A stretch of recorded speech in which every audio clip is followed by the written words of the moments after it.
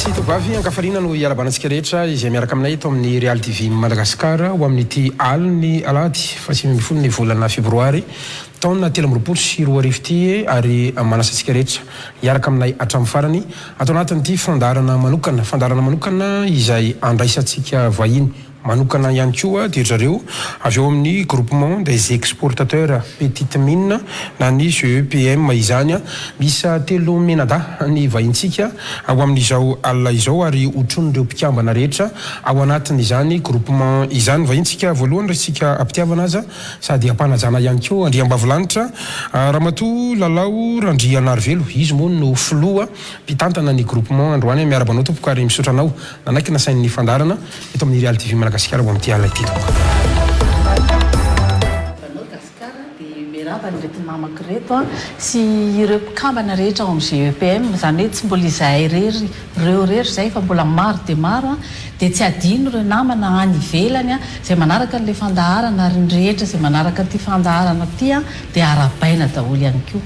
Mankasitraka indrindra antsika vahintsika faharoa dia ny filoha lefitra voalohany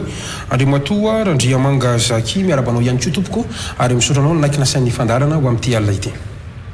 Dia faly miarabanao Gasikara Fenso, faly miaraba ihany koa atsika rehetra tonga manatrika ny fotoana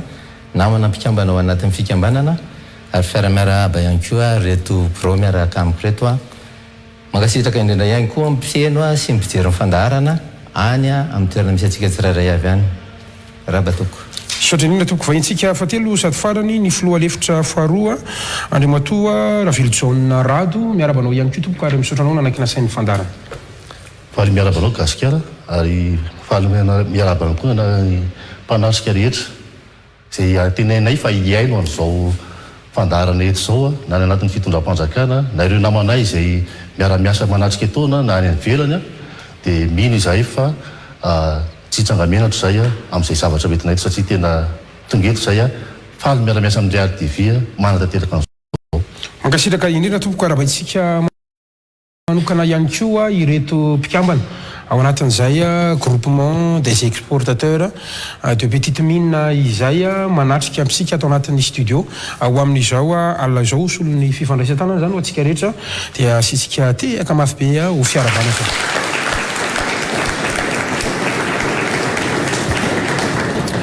Araka izany dia ny tontolon'ny arena kibony tany raha ny marimarina kokoa dia ireo vato no tena horesantsika ao anatin'ny fandarana ao amin'ity ality manoloana ny vaovao maro samihafa izay tena miazakazaka be amin'izao fotoana izao raha miresakitsika ny atao hoe groupement des exportateurs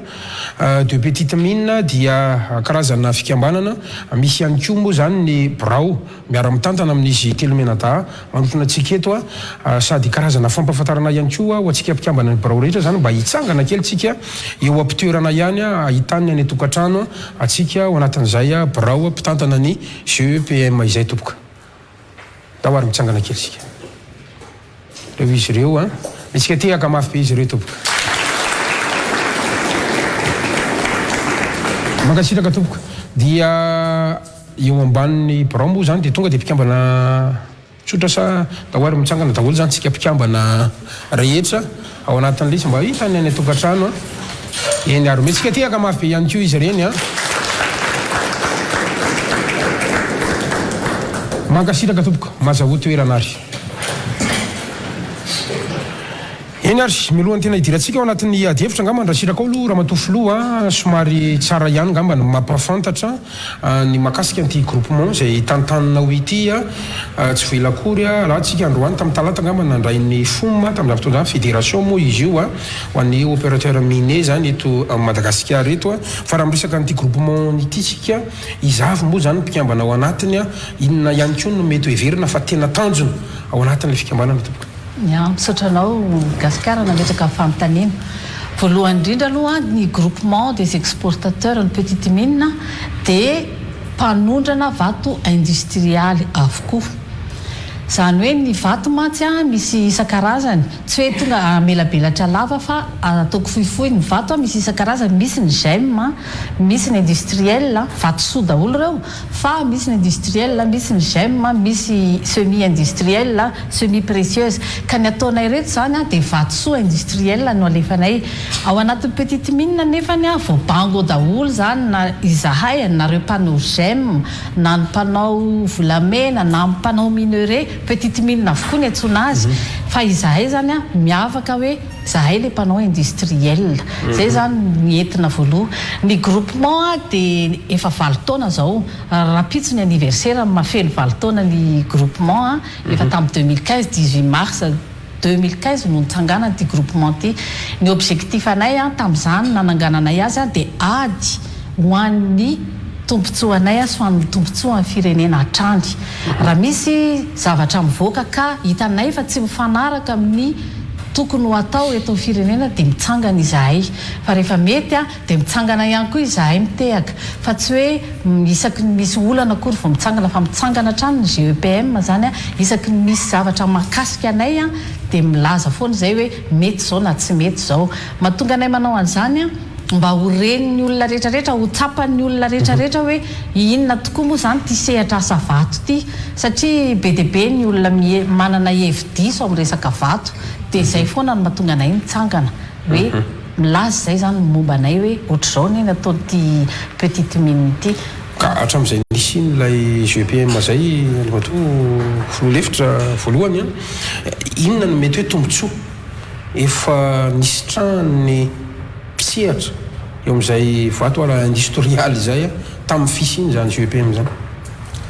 satranao gasikara fiansoana ame fitenenana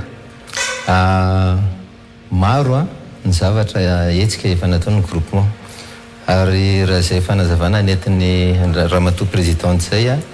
ny antony tena nanangananay tamin'izany fotoana tsy hoe tsy nieritreretina atsangana akory ny groupement fa antony ngezabe a dia nisy tamin'ny 2015 a fanotohana zany tamin'ny fampandehanana ny exportation izay hita fa tsy mifanaraka tamin'ny zavatra misy zay isitrahan'ireo exportateur reo natao moa ny exportation tamin'izany fotoana zany satria disposition raisin'ny fanjakana toko hoe fanjakana satria maromaro ny fanapahana tao anatiny izay nampianto sy nametraka disposition manokana mahakasika ny procédure arahana amin'ny exportation izay niteraka vesatra ngeza be tamin'ireo exportateur reo rehefa natao moa ny fanatonana ny ambaratonga pahefana izay natomboka tany amin'ny ministera dia hita fa tsy namaly ny ministera sy izy rehetra ambaratonga tamin'izany fotoana voatery nananganan'ny groupement zay entina nanionetsika tamin'izany fotoana ary tiana mampafantatra fa no zany etsika zany indrindra no nitsanganan'ny groupement ary naomby netsika satria nandeha tamin'ny lalan'ny famarinana zahay lisy manao asana syndicat ve zany sa hoe inona ny tena tsy asana syndicat fa nentina nanazavana zany a an'ny zavatra misy teo amin'ny sehatra zany exportation zany a no ny aingany groupement io ka inona le tombony amin'ny fisinareo zany any aminareo samy mpiambana ve no misitraka sa any amin'ny fanjakana sa raha miresaka tamin'io fotoana io a raha nanangana le groupement zay satria tamin'izay fotoana zay a nisy infraction nataona olona exportateur zay moa tsy maintsy misy ny ombindray mantitsy indray mifo nisy infraction nataon'olona anankiray dia ny rehetrarehetrarehetrarehetrarehetra niaraka sanctionné lasa hoe tsy nahazo nandefa entana teto Antananarivo tsony ny olona avy eto Antananarivo fa tsy maintsy midina any Tamatave ohatra tany Tamatave mihitsy satria na tany amin'ny province tany tulaire raha tsy nahazo nandefa fa hoe zay zany ny mesure andraisiny zareo olona anankiray io nanao infraction io dia ny sanctionné daholo ny exportateur rehetra raha olona ny tulaire nanao exportation zany dia ohatrinona ny vesatra hoentiny mandrapatonga ny Tamatave andefasana ny entana ny mobilisation ana conteneur sy ny rehetrarehetra ny ady an'izany zay ary tamin'io rehefa nitsangana GEPM dia ny zavatra nahafaly ny GEPM satria ny membre ny GEPM irery ihany tamin'izay fotoana izay no nahazo nandefa entana teto Antananarivo nanapirofo ny GEPM tamin'izay fa zahay reto fikambanana olona ara-dalàna be dia be nge ny exportateur e fa tsongainay zahay zany misy parrainage voatafiditra anatin'ity groupement ty mbola mafisika ihany le fanontanianao teo hoe manahoana moa zany le groupement tsongainay hoe olona ohatrany ahoana ny olona miditra ato zahay reto zany jo reto olona ara-dalàna daholo ary manaraka zay fepetra rehetrarehetra apetraka fanjakana hoe tokony atao raha misy etra tokony alohanay fa ity etra angatahana ty zay ijoroanay androany ity kosa tsy mety aminay de mijoro indray zay hoe tsy mety ty zay zanytsika eo mihitsy zay le tola de sortie satria zay tena anto nanasana anareo raha ty fandarana ty mitodika kely ato amin'ny Raveljaune isika ka zay ny lazako hoe tsy ny olon-drehetra zany tafiditra ato misy fepetra ve raha misy fepetra dia inona firy zany nareo mpikambana ao anatiny matoa misy ny groupement zany inona ny akony na ho an'ny fireneny zany ny akony firenena moa dia nikitapom-bola ny resakitsika satria zay ny antom-pisininy atao hoe firenena sy ny mpandrara ao anatin'ilay ie raha hoe ny mpikambana atao aminay raha miteniny raha matoa filoha teo dia tsy maintsy parenena satria ny tena nitsanganana aloha zany dia nandeha rery ny ady ny tsirairay tsisy miaino mandeha rery ny tarainana ministera dia hoe tsisy vokatra azo fa avao amin'ny ministera no nanolo-kevitra hoe mitambaronareo manaovanareo ohatra zao dia natsangana ny association dia nanomboka teo no ny ady izay raha ny efa ara-panjakana mihitsy zany tsika io zany efa misy numéro récépissé efa ara-panjakana ara-dalàna daholo dia araky ny tenen'ny présidente teo hoe tena olona ara-dalàna daholo zay satria mino fa tadidinao ihany tamin'izany fotoana zany dia nizavatra nitsanga teto tamin'ny resaka fanondranana ka natonga ny fanondranana tapaka reny ary tena hoe misaotra an'Andriamanitra misaotra ny tompona andraikitra tamin'izany fa niaino izy rehefa ohatra ka mba hoe nitarainy zay hoe zao ny zava-misy taminay dia ohatr'izay koa no tena tsorona tonga dia anticipeko hoe hitarainy zay androany dia igny mba ohatsy mivaliny tamin'izay no azonay eto androany rehefa iseho eto eny ary araka izany ny azakazaka zay ny antso anareo tao anatin'ilay izy manoloana ny vaovao moa zany efa tamin'ny alatsinainy heriny izy io raha tsaroko tsara ny vaovaonay ty to amin'ny Real TV Madagasikara nisy ny valan-dresaka ho an'ny mpanao gazety zay nataonareo tato anatin'ny GPM ihany zany resantsika zany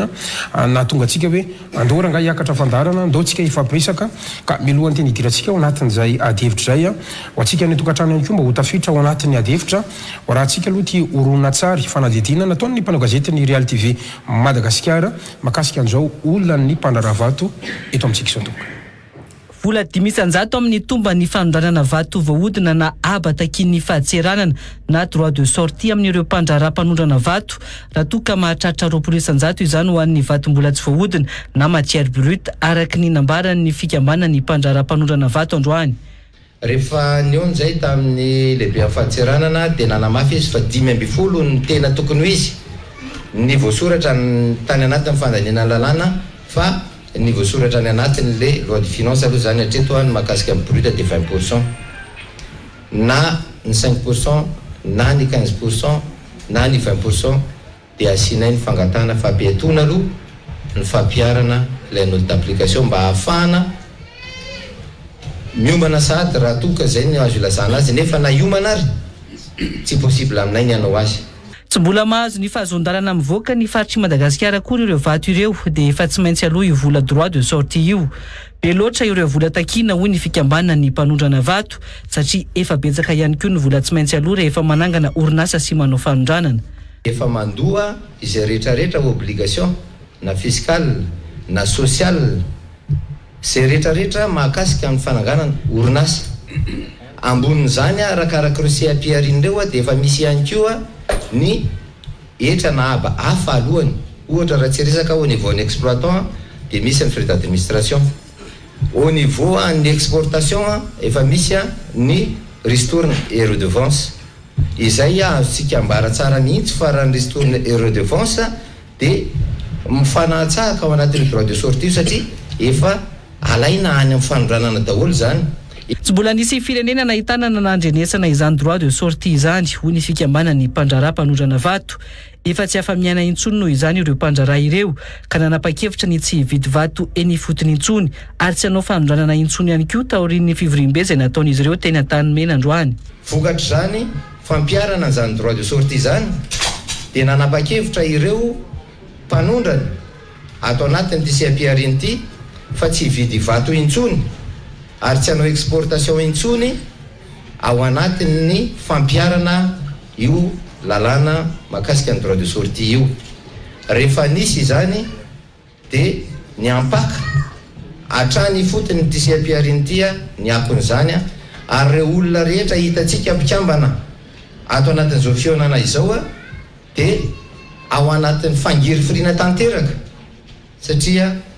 presque tsisy manohy ny asantsony reo olo reo. Miantso ny Italia Jeneraly ny fahatseranana noho izany ireto fikambanana ny mpanorana vato ireto mba hampiato io fanapahan-kevitra io mandrapisiny ny fanovana amin'ny fantsina ny teti-bola-panjakana amin'ny volana Mey izao. Tsy tokony ho ela ny fandraisana fanapahan-kevitra hampiatona ny fampiarana io aby io ho ihany ny fikambanana satria raha maharitra ela ny fampiatona ny fividianana vato eny fotony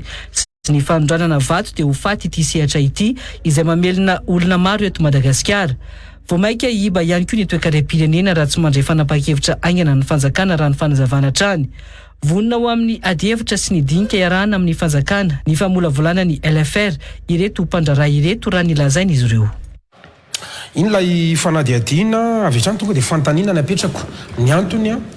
dia misy zavatra tsy mifanaraka ny resaka reo zany. Rehefa tena mandinika raha antsika zao fanadiadiana teo dia miresaka nareo hoe ny fampietona n'ilay lalàna mihitsy mahakasika an'ity droit de sortie ity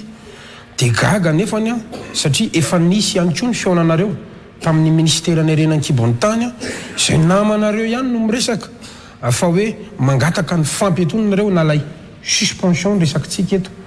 miresaka amin'ny fahitalavitra indray ianareo mangataka indray fa hoe ajanona mihitsy na hoe foanana mihitsy n'ilay izy lasa misy doble-langazy zany nareo. Inona tompoko ny tena angatahanareo fanafoanana n'le droit de sortie ve sa fampiantona n'le droit de sortie satria na ministera aza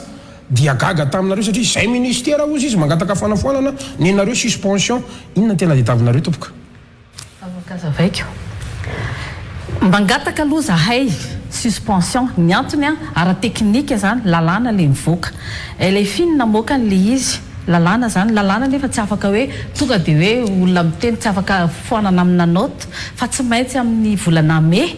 vao afaka hoe foanana le izy. Mandrapatonga ny volana Mey nefa matinono zahay dia mandrapa hoe foanan'le droit de sortie zany dia tokony ahato aloha le izy zany hoe tonga dia miatra avy hatrany hoe ahato satria noty ihany inge dia efa afaka mampijanona n'le izy dia ahato mandrapatonga ny volana Mey anafoanana azy. Zay no mahatonga n'le langage ohatr'izay fa tsy hoe mangataka suspension zay hoe suspension dia avy hoe ireprendre non tsy zay le zavatra tadiavinay fa suspendre dans l'immédiat et après fa tsy midika avy hoe namany manaiky ihany nareo matoa hoe apetolo ao anatin'le izy lasa hafahafa mantsy le zavatra misy ary raha ohatra ka nandeha ny elefia dia hitatsika fa mbola tsy nisy tena fampiarana tenu eo le zavatra misy satria mbola nisy négociation mantsy tao anatin'le izy efa niatra mihitsy le zay no natonga misy conteneur maromaro zao miantona any najanona zahay zao manana conteneur tsy afaka nalefa satria tsy voalo le izy amin'ny facture eny angatahana n'le vola amin'ny facture domicilier ataoko hoe raisina ohatra hoe atao hoe $50,000 ohatra ny valeur na conteneur anankiray raha $50,000 zany eo amin'ny raha hoe fa 20,000 eo amin'ny 5 1 milliard ngambo zany ohatra zay zany ohatra ny valeur na conteneur anankiray dia alainao ohatra ny 10% ny 1 milliard zany efa 100 millions dia raha atao hoe na 1% ohatrinona zany vola alohanay ary dia alohan'ny angano ny entana aizana nananay an'izany vola zany zahay miasa nefany raha manao an'io conteneur io raha ohatra ka hoe 1 milliard io tsy hoe chiffre d'affaires anay io akory fa misy charge be dia be ao anatiny io ary ny etra efa nalohanay efa mandoa zay les redevances à l'exportation dia mbola angalanao koa hoe zay hoe droit de sortie zay no mahatonga anay hoe ajanony aloha le izy ato io satria lalàna tsy afaka hoe hoe foany io raha ny tena langagenay tokony izy anety hoe foany io fa nefa tsy amin'ny volanane zay androany zany suspension ny angatahanareo fanafoanana nangatahana samihafa mantsy ny fampiantonana sy ny fanafoanana inona zany tena angatahanareo afaka mivaliana mahitsy ve le izy fanafoanana zay no tena nefa nareo ny ministera mangataka suspension dia zay le angataka fanazavana tsy nangataka suspension rehefa niona tamin'ny ministre ianareo namanareo ihany resaka an'izany na ianao ihany koa ary mbola suspension tao anatin'ny fanadadiana resana teo andriamato zaki apiko fanazavana kely angamba le niteneny madame la présidente teo raha nandinika tsara sika ny fionana natao amin'ny mpikambana iny a teo atamena dia raha vao mivoaka ny note d'application ataoko hoe note d'application satria ny note d'application izay navoaka ny tale général ny fahadiseranana no tonga tany ampelantananay na tonga an'reto mpikambana reto a nietsika satria ny note d'application rehefa nisy nanomboka saikanao ny procédure na exportation dia nampilaza ny douane fa miatra ny droit de sortie nanomboka amin'ny 23 janvier 2023 ny vakina ny note d'application izay nisoniavana ny matotale général ny fahadiseranana note d'application tamin'ny daty ny 20 ny volana janoary mitondra ny laharana fa aotra 7 izay no nahatonga anay nanao ny fiaonana aingana na afahana nanambara fa tsy afaka androsintsony ao anatin'izany asa satria ny teo amin'ny lafin'ny ladoany dia efa nampiatra vokatra io note d'application io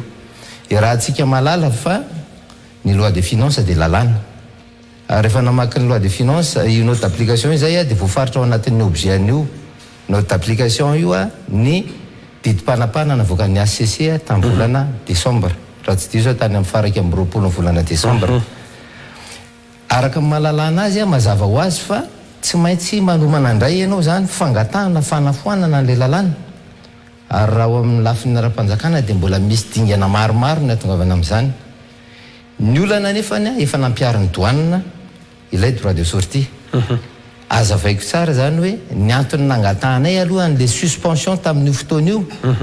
dia mba ahafahana manohy ny asa tsy ampiarana io droit de sortie io fa kosa ny atongavana eto androany dia angataka ary ezaka nitondra ny faneho-kevitra hoentina manafoana izany lalàna zany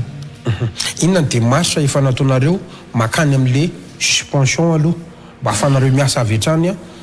eo ampiandrasana ny session amin'ny volana mai inona démarche efa nataonareo iza no ato amin'ny rato andavatra ny sady amary ny teny tamin'ny voalohany teny en fait procédure zany no mahatonga anay mahatonga leo suspension sy ina moa izy teo tena hoe fanafoanana satria araka ny fanazavainy rehetrarehetra teo dia le fanafoanana ny tena tanjona fa noho ny procédure andehanan'le fandehanana amin'le lalàna mahatonga hoe atsararo kely aloha satria ao amin'ny douane ihany dia afaka mamoaka an'izay fa tsy hoe voatery any amin'ny assemblée ianjo ny ACC sy ny karazany rehetrarehetra fa le douane namoaka an'le note dia mitrahatra io dia afaka mitohy ny asanay fa ny fanafoanana ny tena tanjon'le izy ao anatin'le fanontany atao inona no dia marche efa nataonay misy moa reny zany ny fitarainana nraisan'ny fikambana le nanomboatsika ny fandarana teo ary misy ny fanatoranana ny ministera PI anay aloha voalohany indrindra dia efa fampiresaka tamin'ny ministera PI anay zay ary avy eo dia nanatona ny DG douane nanatona DG douane zay ary nametraka ny taratasy manambara ity fitarainana ity isaka ireo ministera voakasika ireo sy ny ambara tonga mifanaraka amin'izay rehetra efa nanao fitarainana zay ary ny androany natongavana dia fanamafisana n'ireny fitarainana sy doléance sy fangatahana napetraka isaky ny ministera tsiraray avy ireny idirantsika mihitsy ny antsipriany misy sifra maromaro hoentsika famelohan'izay aloha ianareo zany dia sokajinin'ny olona amin'izao fotoan'izao fa hoe sakana ho an'ny fampandrosoana satria tafiditra ao anatina etra le droit de sortie mba hampitombo ny kitapom-bola mpanjakana ianareo nefa ny mandat tsy andohan'izay vola hiditra ho an'ny kitapom-bola mpanjakana izay ka inona ny mety hanazavanareo an'izany raha matofilo gamba mety izay ny fomba fijerin'ny olona azy satria tsy miaina ao anatin'le asa vato izy fa matoa zahay mangataka ny hoe fanafoanana le droit de sortie manamafy zay an'ireo rehetra efa nataon'ny président anay ny forme zao efa niresaka taminao tamin'ny talata araka le niteneninao tao io président anay io efa nitondra ny teninay rehetrarehetra mahatonga anay hoe mitsangana indray ny GEPM mety miteny tsy hoe kory hoe mifanohatra amin'le izy fa manamafy alohanay feo maromaro zany miara-miteny fa tsy zakanay io droit de sortie io satria efa nazavaina foana ombieny fa efa mandohetra be deabe izahay dia mbola asiana tataoany ihany ve le hetra efa mandohan'le redevance zay à l'exportation dia mbola asiana indray droit de sortie raha ianao manokana ianao ngamba gasikara mba mahafantatra zavatra be deabe ihany amin'ny resaka relation internationale sy ny droit international fa raha resaka exportation zany exonéré de taxe ity manko natao hoe droit de sortie na moa ny dikan'izany sortie zany tsy mivoaka ve ny dikan'izany droit d'exportation zany ty ataontsika ity aiza moa zany mety misy firenena manao droit na exportation zany afaka mamaly an'izany nizaniza fa tsisy zany isika irery ny anarana fotsiny namboarimboarina kely natao hoe sortie fa exportation ihany ny anaran'izany tsika irery ny firenena anao an'izany droit d'exportation zany tsy zaka le izy dia zay ny mahatonga anay mitaraina tsy sakana raha ny fahitanay azy ary dia le droit de sortie ny sakana satria aizantsony ary zany ny marge iainanay zahay mandefa entana ny tsy hoe zahay ny manao détail ihany ny olana manko matetika ny olona rehefa mijery hoe vato dia mijery amin'ny internet dia mahita prix ambony dia ambony reny nge fetina ohatrany hoe misarika resaka marketing reny fa ny tena prix sur le marché international zahay miaina azy no malala an'le izy zahay zay olona tsy mipetraka any fa mipetraka eto hipetrahana eto azy tsy afaka hoe zany lela mivarotra any dikan'izany olona mbola mpandray entana no mavidy entana aminay marge kely zany ny alainay ohatra ny lalàna mivarotra rehetrarehetra ihany mandeha hoe industrie mpamokatra dia misy prix de gros misy ny demi gros misy ny détaillant dia ohatr'izay koa ny vato onoa raha ohatra ka misika le droit de sortie zany tsika le izy le droit de sortie na le droit d'exportation ny andikanareo anazy teo ve le tena olana sa ilay valeur an'le izy le pourcentage n'le izy ny tena olana ho anareo androany satria raha mijery zany tsika ato raha hoe to zany amin'ity droit de sortie ity misy ambany any ato tsy le 15% sy le 20% misy 5% koa zao tazako ato ambany masoko ato zany ka zay ny teneniko le andohan'le droit misy ve ny problème anareo androany sa io pourcentage io problème anareo androany raha ohatra ka 1% io na 0,5% ve dia mety aminareo sa hoe rehefa mandohan'io droit io mihitsy tsy mety aminareo toka ataontsika mahitsy tsara ngamba ny atevitra iza no laho ato sady anoy an'le valiteny tamin'le resaka hoe sakana ho an'ny asa fampandrosoana ve raha ho an'ny asa fampandrosoana ho amin'ny firenena dia hoe mitohy ny activité économique eto amin'ny firenena ankehitriny nefa bloqué tsy izay no bloqué an'le izy fa noho io droit de sortie io dia bloqué tanteraka ny fiarinarena eo amin'ny arena kibontany industriel zany hoe le vato industriel araka ny fanazavaina teo bloqué tanteraka hatramin'izao satria raha ohatra fotsiny naka information zay tao amin'ny douane raha nanomboka tany amin'ny début d'année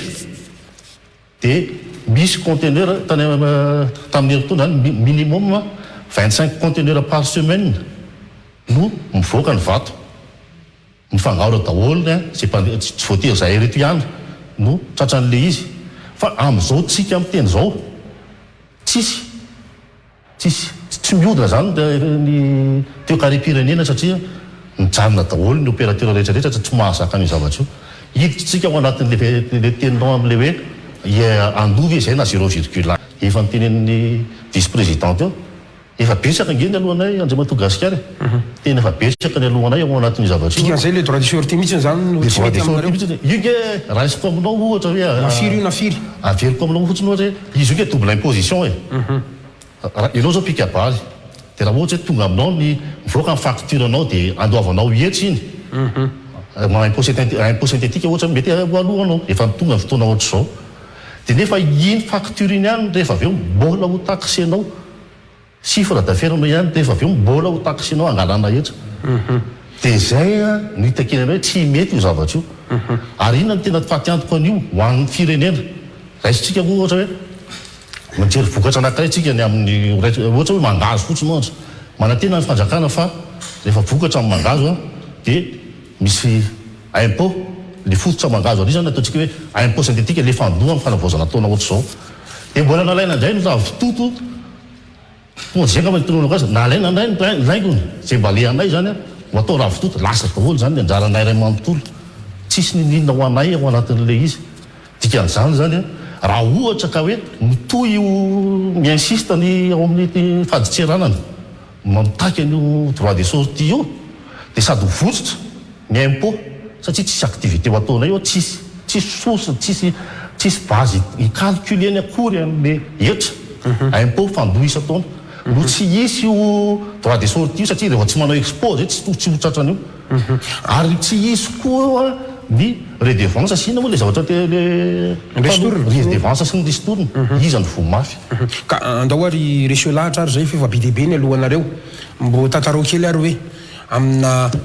fanoranana anankiray ary io travail à la chaîne araka ny firesantsika hatrany amin'ny mpandavaka vato inona avy nefa alohanareo ary mbo tantarao kely mameza ohatra kely hoe zay efa mandoha an'izao mialaria dia vo makato zay mialaria sy mialaria nareo moa mety tsy tena hoe tsara toerana maly satria nareo ka le manondrana fotsiny fa tsy fantatro mety mba misy sady mividy ihany ve misy sady mitrandraka ihany ve omeo anay ary satria hoe efa be dehibe nalohana iny zay le be dehibe zay tompoka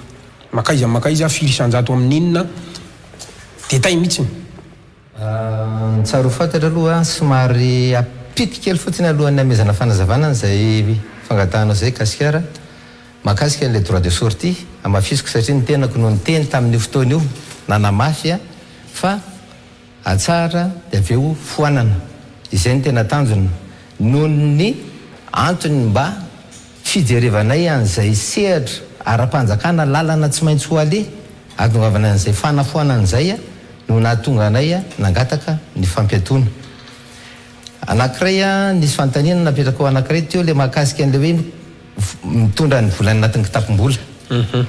ny orinasa anankiray ny raha manangana orinasa anankiray ianao dia mazava ho azy fa tsy maintsy misy ny atao hoe compte prévisionnel any anatin'izany compte prévisionnel zany dia efa fantatra ho avokoa zay rehetra mety ho fandaniana na etra na aba na ny dépense na ny zavatra rehetra mety ho fandaniana sy ny fiheverana an'izay rehetra mety hitondra tombotsoa an'le orinasa tsy ao anatin'izany compte prévisionnel zany mihitsy ny droit de sortie satria ny antony tsy heverina kosa ny tena tsy heverina akory ny fisiny mifanohatra amin'ny lalàna tsy ataoko hoe lalàna moa zany fa ny organisation mondiale en commerce zany satria raha resaka exportation tsika dia tsy mbola hotazonitsika eto toerana fa alefatsika makany ivelany satria Madagasikara sy mivoaka malagasy tsy tena mbola misitraka an'izany vato zany aloha hatreto hiditra kely ao amin'le resaka chaîne de valeur satria ny ao anatin'ny chaîne de valeur misy an'io fiarikarena misy anay io dia misy ny exploitant na ny mpitrandraka izany hoe ilay olona manao any asa fitrandrahana ny fotony any amin'io sehatra misy azy io dia efa misy ny vola alohan'ny fanjakana miditra anatin'ny kitapom-bola takany hoe ny ristourne ary amin'ny maha-orinasa an'ilay orinasa mpitrandraka dia mandoa ny obligation rehetrarehetra izy zay takina amin'ny maha-orinasa azy amboniny zany amin'ny mahatonga anazy miasa ao anatin'ny ty sehatry ny renakibony tany ity io ristourne io tsy ny ristourne ihany anefa misy koa ny zavatra maro obligation hafa tsy maintsy taterahandreo mpitrandraka ireo anatin'izany ny obligation amin'ny resaka ara-piarahamonina ny fijerena ny aratsy sosialy any fotony ny fitandrovana ny tontolo iainana sy ny fahasimban'ny tontolo iainana andraikitra angezabe zay miteraka charge zany mbola tsy tena hoe ho resan'ny fanjakana ve sa tsy ho resan'ny fanjakana zany charge zany rehefa tonga amin'ny fotoana hidéclarena azy rehefa miala avany amin'ny exploitant ny entana dia tonga ny nasehatra anankiray misy mividy dia mivarotra eto toerana io le ataona hoe acheteur revendeur zany hoe le chaîne de valeur manaraka ny exploitant io ihany koa zany dia orinasa mitsangana ohatry ny orinasa rehetrarehetra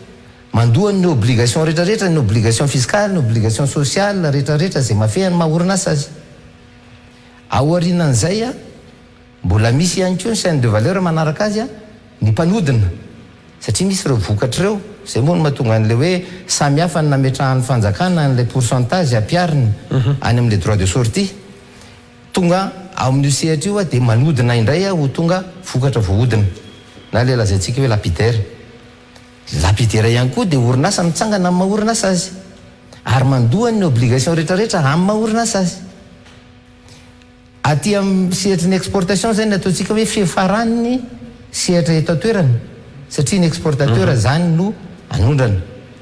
any amin'io exportation io zany nametrahana ty droit de sortie ity zay mbola mafisinay fa zavatra mba tsy ilazanga hoe tsy azo atao nefa natao zavatra miforonona zany noforonona fotsiny a fa tsy azo atao mihitsy zany tompoko a raha fijerinay any lalàna maneran-tany mikasika ny exportation. Ohatra ny tsy afa-po kely a nisy ohatra ny raisin'ny présidente ary teo raisitsika ohatra hoe conteneur ray ngamba andrasika teo hoe 1 milliard ohatra zany a dia zany hoe raha le 10% zany a efa 100 millions zay zany no lasany fotsiny ka amin'io le 1 milliard io zany a de kely le marge ozy raha matofoloa teo zany inona le makely an'le marge zany satria raha miala 100 millions zany mbola misy 900 millions eo de inona mbola miala hitanao zavatra tairataira be zany no angatako tsy haiko nahazosika le resaka mba anaporofona fa maty nareo fa raha treto aloha 900 millions zany mbola tsy maty nareo tompoko fa azavao aminay satria misy an'izao a 20 millions sisany anjaranay tompoko satria ty raha zay ohatra zay ary ohatra ndraisitsika tsy haiko na azonareo lisy zany tonga de tairataira be zany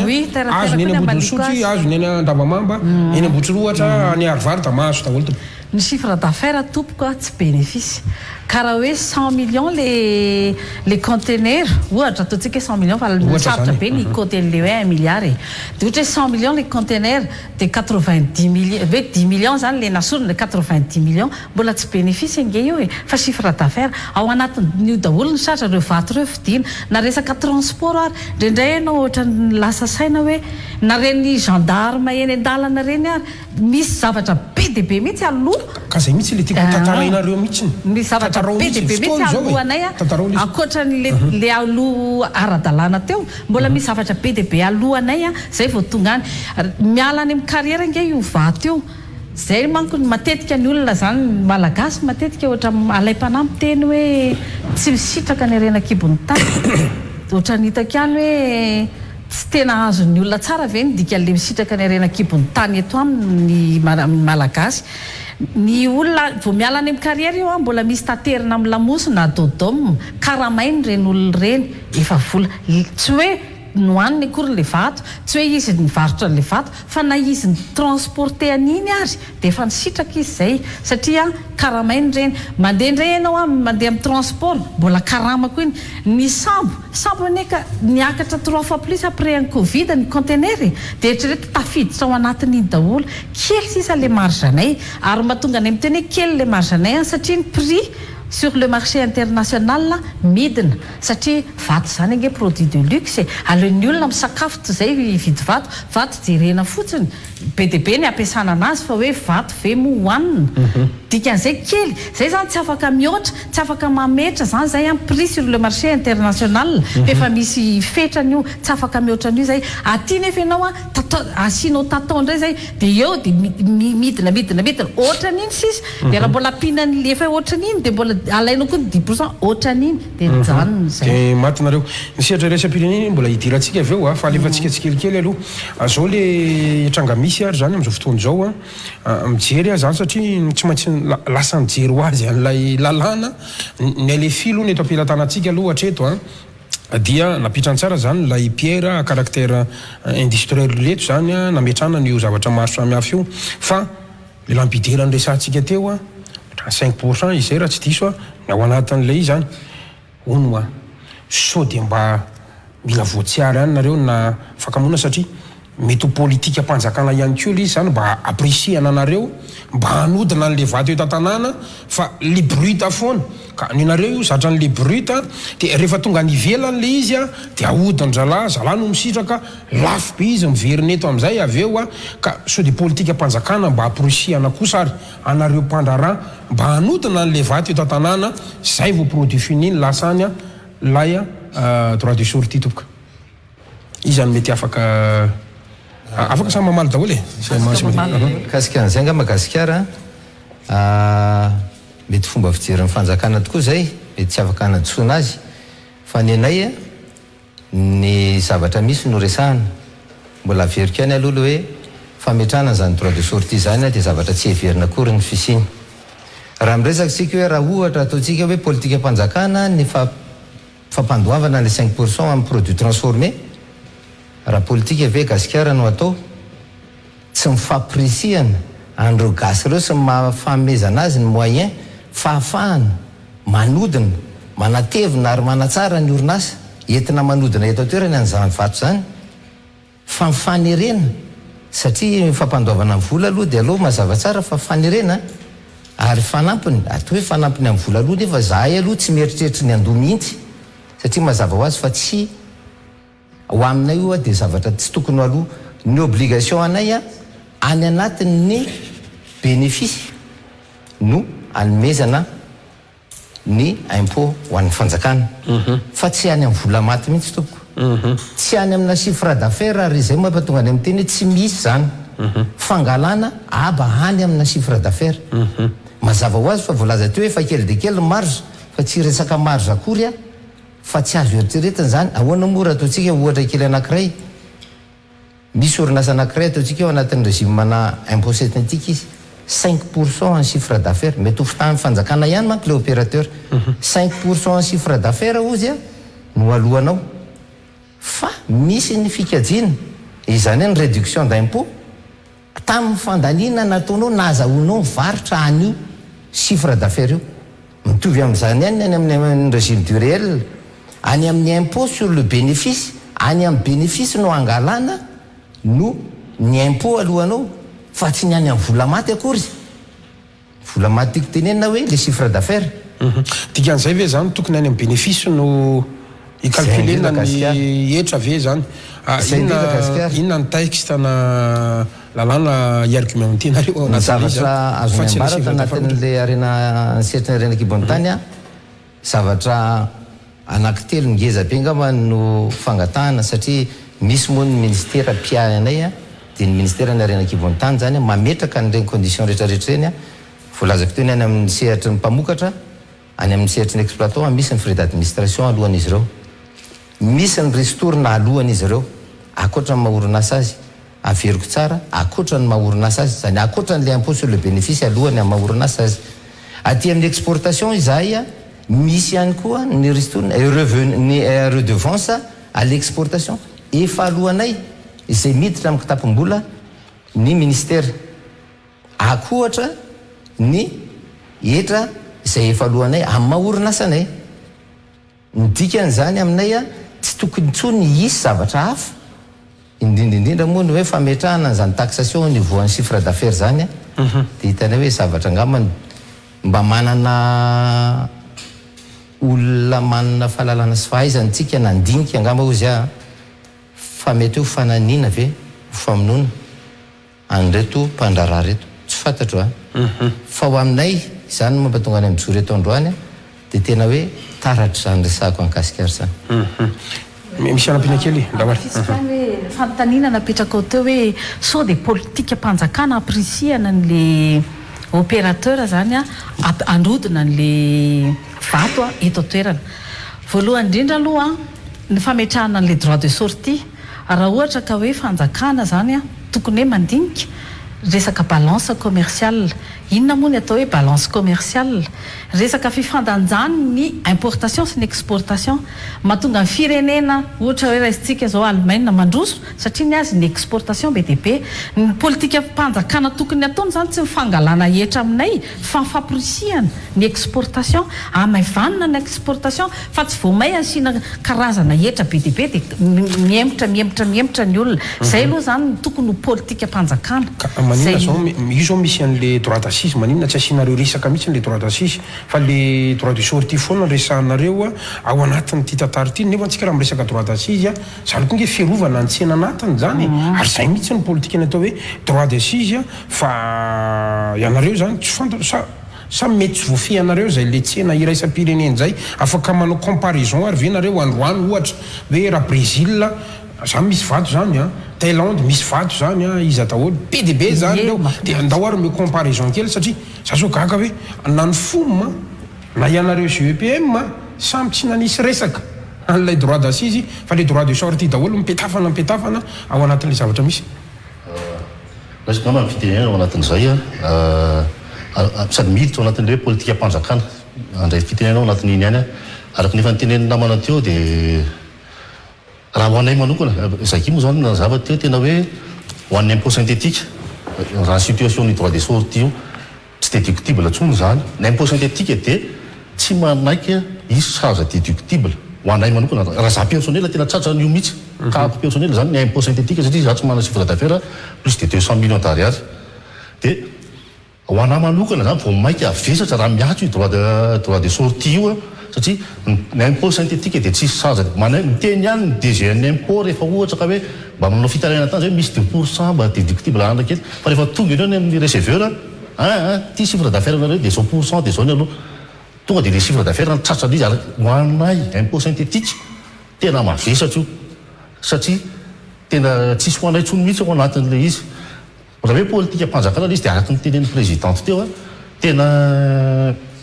tokony motivation na misy mesure parallèle mba tokony hoe tena hoe inona no ampianarina nreto lapidery reto mba hazaka ny fifaninanana tsy afena ny gasikara fa raha ny tenen'ny forme teto tamin'ny talata angamba moa izy iny teto tsy afena nefa tena marina ny tenin'ny président hoe artisanat isany tena mampandeha ny asa ny vato any ivelany fa raha ifaninana amin'ny any sonoa sy ny hoan'ny olona any ivelany zay efa manana karazana forme manana karazana qualité isan-karazana dia eritreto amin'izany hoe aiza le sehatra ifaninananay raha iteny fotsiny aho ohatra coût de production any sonoa ao anatin'iny semaine mahavita izy ny azy machine daholo 500 kilo anatin'iny semaine ny entony nefany ny lapidera anankiray 25 kilo aiza ho aiza aiza ho aiza le sehatra hidiranay am'le efa mavesatra ny sehatra hidiranay am'le fifananay iraisam-pirenena tena efa mavesatra ny hidiranay anatin'le sehatra fifananay iraisam-pirenena hoe produit an'izany ary raha qualité ambato koa ary mbola teneko nao raha ny cristal sy ny améthyste nazany Brésil zany mila misy makany kely mijerele izy aloha hoe tena ahoana fa tena ambony qualité nefa ny prix avy eto amintsika mbola mitady tovidy amin'io zavatra io dia amin'izao fotoana misy fuite des clients misy amin'ny conséquence iainanay zao zany ary iainana tsy hoe zay zany sady miteny maolo-pirenenanay hoe hijalona ny firenena raha mitsoka daholo ry client reo satria vo informé izy ny amin'ny droit de sortie zay tsy anafatra vato antsofo fa ary koa misy tsy izay rery mizaka an'izay vokatra zay fa tsika rehetrarehetra eto amin'ny firenena araka le teneniko teo hoe na le mangazo ny tadiavinao tarina le raha vototo samy tsisy hotambosanao tsony dia le tao mangazo sisa hitondra fahasimbana ho an'le tany eto dia zay zany tena hoe raha le international isan'ny tena hoe mafy ny aditsika ao anatin'ny mbola mijanona ao anatin'ny sehatra io fitahian'andriamanitra zany moa tonga dia ataoko mahitsy be hoe fitahian'andriamanitra mbola mahatoy zao anay tsiraray avy reo le droit d'assise ny droit d'assise tsy miatra aminay zay exportateur ny droit de douane sy ny droit d'assise sy ny DTT sy ny rehetrarehetra reny any amin'ny importation fiarovana mihitsy an'le exportation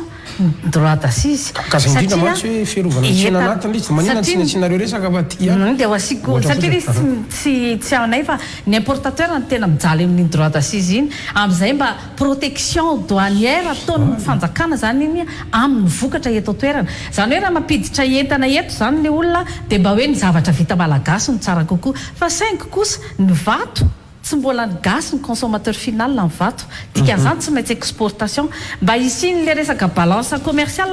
tokony amprisika anay izy andefa satria ny droit d'assise tsy anay fa ny droit de sortie raha fapetraka aty aminay mampiakatra le araka le fa nazavaina teo foana zay no mahatonga any miteny hoe foany le izy fa raha ohatra zany raha tany droit d'assise ianao importateur tsy tena hoe antany fa nantafitra hoe maninona tsy nasinareo resaka misy nefa mba fiarovana le tsenanareo ihany idiratsika io fa memandeha hatrany apitsika hatrany amin'ny tsena iresa-pirenena fa mbola eto ihany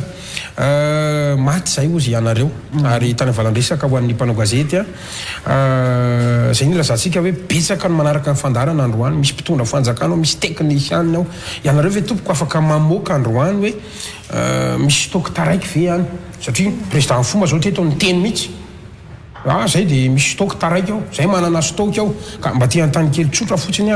mety firy-taonina ohatra zany zao ny stocknareo ao afaka manome ohatra ve nareo hoe ohatriny firy-taonina ny safira ny émeraude zao firy-taonina ny stock ao dia ohatrany ahoana izy talohan'ny covid ohatrany ahoana izy taria arina ny covid tao araka le nazavaiko industriel ny ataonay ny safira sy ny émeraude sy ny rubis reny ny atao hoe gemme pierre précieuse fa ny nay industriel zany hoe quartz rose zay zany le mandefa vato ngeza be dia mandray vola kely fa le mandefa le vato kely mandray vola be tsy mitovy tsinona ny vidin'ireo ka zay resako io manko amin'ny fond mihitsy satria fédération fa ianareo zany le stockenareo le mandeha amin'ny clau mihitsy nytiresantsika le mandeha amin'ny clau ka ho aza manome ohatra ve nareo ny stockenay zay efa tavela aloha zany dia le anaty conteneur rehetrarehetra ireo tsy fantatra hoe tsy afaka tena hoe manome chiffre exacta fa le exportation rehetrarehetra miantona ato anatin'ny GEPM nge misy tsy hoe conteneur koa ny alefany fa groupage dia nefa zavatra kely iny indraindray io droit de sortie angatahany io betsaka noho ny valeur le entana alefa zay no mahatonga ny hoe tsy mety mihitsy io fa foany fa tena hoe tena hoe famonoana zany le droit de sortie fa ohatra hoe ny tena stock zao satria ny chaîne de valeur rehetrarehetra miantona dia miantona daholo any ambany ravinahitra any be dia be zao no vato miantona any misy stock be dia be tsy aty aminay le izy satria tsy efa tsy mividy GEPM zany zao tsy manana statistique aloha hoe tsy afaka manana tsika zany zao andrisy lahatra fanjakana mantsy le fandarantsika miantona zay taraky zay misy stock veo aminareo ny aminay misy satsy zay zany tsy mety zay ka satria fa najanonay ny asa dia tsy manana zay fa zay tokony nandeha zao sisa ny stocknay zahay tsy mety ena dia any amin'ny lapidaire kory zareo tsy miasa tsy mividy ny lapidaire zany hoe ny tena vomafy amin'io nge nieritreretina hoe droit de sortie dia ny exportation no atao fa ny any ambany ravinahitra miantona daholo le tena mpitrandra sy miana tsisy mividy tsony dia miantona daholo le izy nge zavatra atrano miaraka voa amin'ny droit de sortie ohatrany hoe exportateur anytenenina foana tenenina trany fa atrany amin'ny farany io dia efa miaina any amin'ny voalohany le mitrandraka an'le vato le mpisitraka an'le vato rehetrarehetra ny miaraka voa na transporteur koa raha ny aina koa ny vato entiny reny zany dia very finanana daholo zay le izy manampy kely fanazavana kasikara mahakasika an'le fanontanianao amin'le stock manana référence ihany tsika tsy ny ato anatin'ny GEPM ihany satria ny voakasika ny droit de sortie dia ny produit minier rehetra aloha dia voakasika ny droit de sortie marina fa misy ny pourcentage samy hafa ampiariny arakaraka le substance avoaka fa raha référence ny dedavin'ny gasikara voalaza teo fa ao anatin'ny herinandro dia eo amin'ny 20 mahery ny conteneur mivoaka atoko hoe mivoaka eto Antananarivo fotsiny mahakasika ny produit minier io zany hoe isika zao efa mihoatra ny herinandro fahatelo nampiatoana io exportation io tsy mifanjakana nampiato azy fa izy rehetra pisehatra ao anatin'ny asa vato noho ny fanaraka fa tsy misy andefa aloha exportation ana produit minier raha miainga avy eto Antananarivo ampisehoana ny fanjakana fa zavatra tsy azo heverina amin'ny fampiarana an'le droit de sortie ny dikan'izany azontsika heverina fa efa mananontanina ny zato latsaka ny conteneur tokony nandeha nefa tsy nalefa ary fanamafisana an'izay tenin'ny président zay dia tsy hoe ny exportation ihany no ny ato fa le chaîne de valeur rehetrarehetra mihitsy no ny ato ny mpanondrana tsy mividy tamin'ny mpanodina ny mpanodina tsy mividy tamin'ny mpamokatra dia le chaîne ray manontolo zany no nikatso amin'izao fotoana zao ary tena natao hoe nikatso tanteraka mety tena ny fanjakana hoe zakanareo ihany ny telo herinandroko maninona ny tsy ho zakanareo ny mandritso ny taona fa tsy mampaninina anay raha ohatra ka tsy hamoaka ny fanjakana fa nydikany dia efa famonoana tsy afaka iainy zahay tsy afaka no ian'io asy io intsony zahay raha ohatra ka misy mifampiarana ny droit de sortie io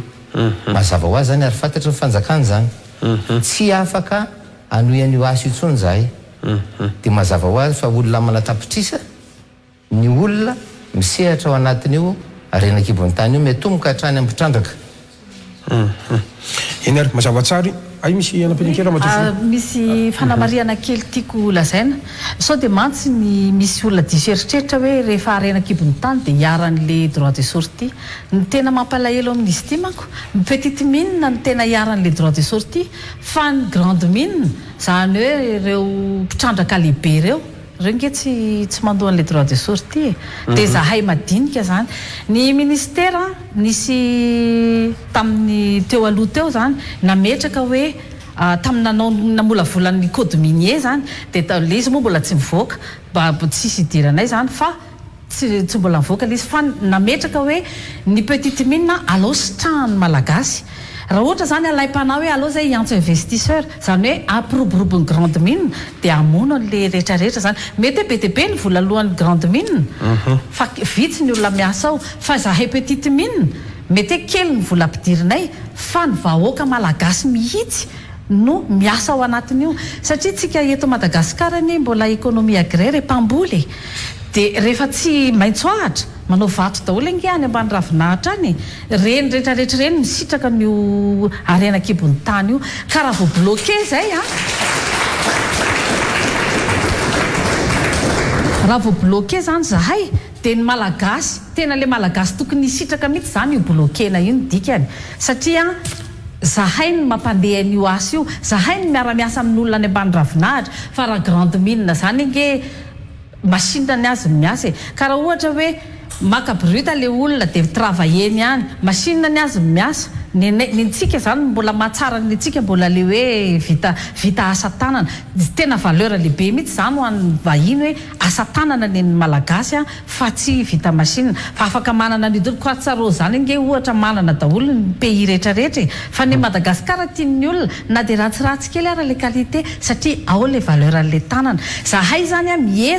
miezaka zay efa miezaka mihitsy zay hoe mitravailler vato eto Madagasikara fa Madagasikara koa no zahay hoe ny fahafaha mividy etsy andaniny fitsinjovana n'le olona rehetrarehetra manao asa tanana etsy andaniny tsy miezaka akory hoe andeha hanao industriel be dia rehefa manao industriel be dia hoe miaina daholo lasa robot daholo zany manao zavatra rehetra dia aizandrainy zany no hoany zany mba samy mahazo ny anjarany amin'ny rena kibon'ny tany zay ny tanjonay ireo samy mahazo ny anjarany tsirairay samy misitraka amin'ny malagasy le arena kibon'ny tany samy mahazo ny any anaty vilaniny satria asa tanana io dia alefanay le izy ny fandefasana entana ny nanan'ny olona any ambany ravinahitra rehetrarehetra any fa ny grande mine tsy mandohan'io dia zahay hoe mpandraraha malagasy manko ny nanova ministèranay hoe tsy tokony ho tsabatsabahan'ny vahiny ny resaka fandrarana malagasy ho an'ny petite mine zay ny napetraka tany anatin'ny code minier vaovao le volavolaina mbola tsy mivoaka moa le izy fa andrasanay hoe hivoaka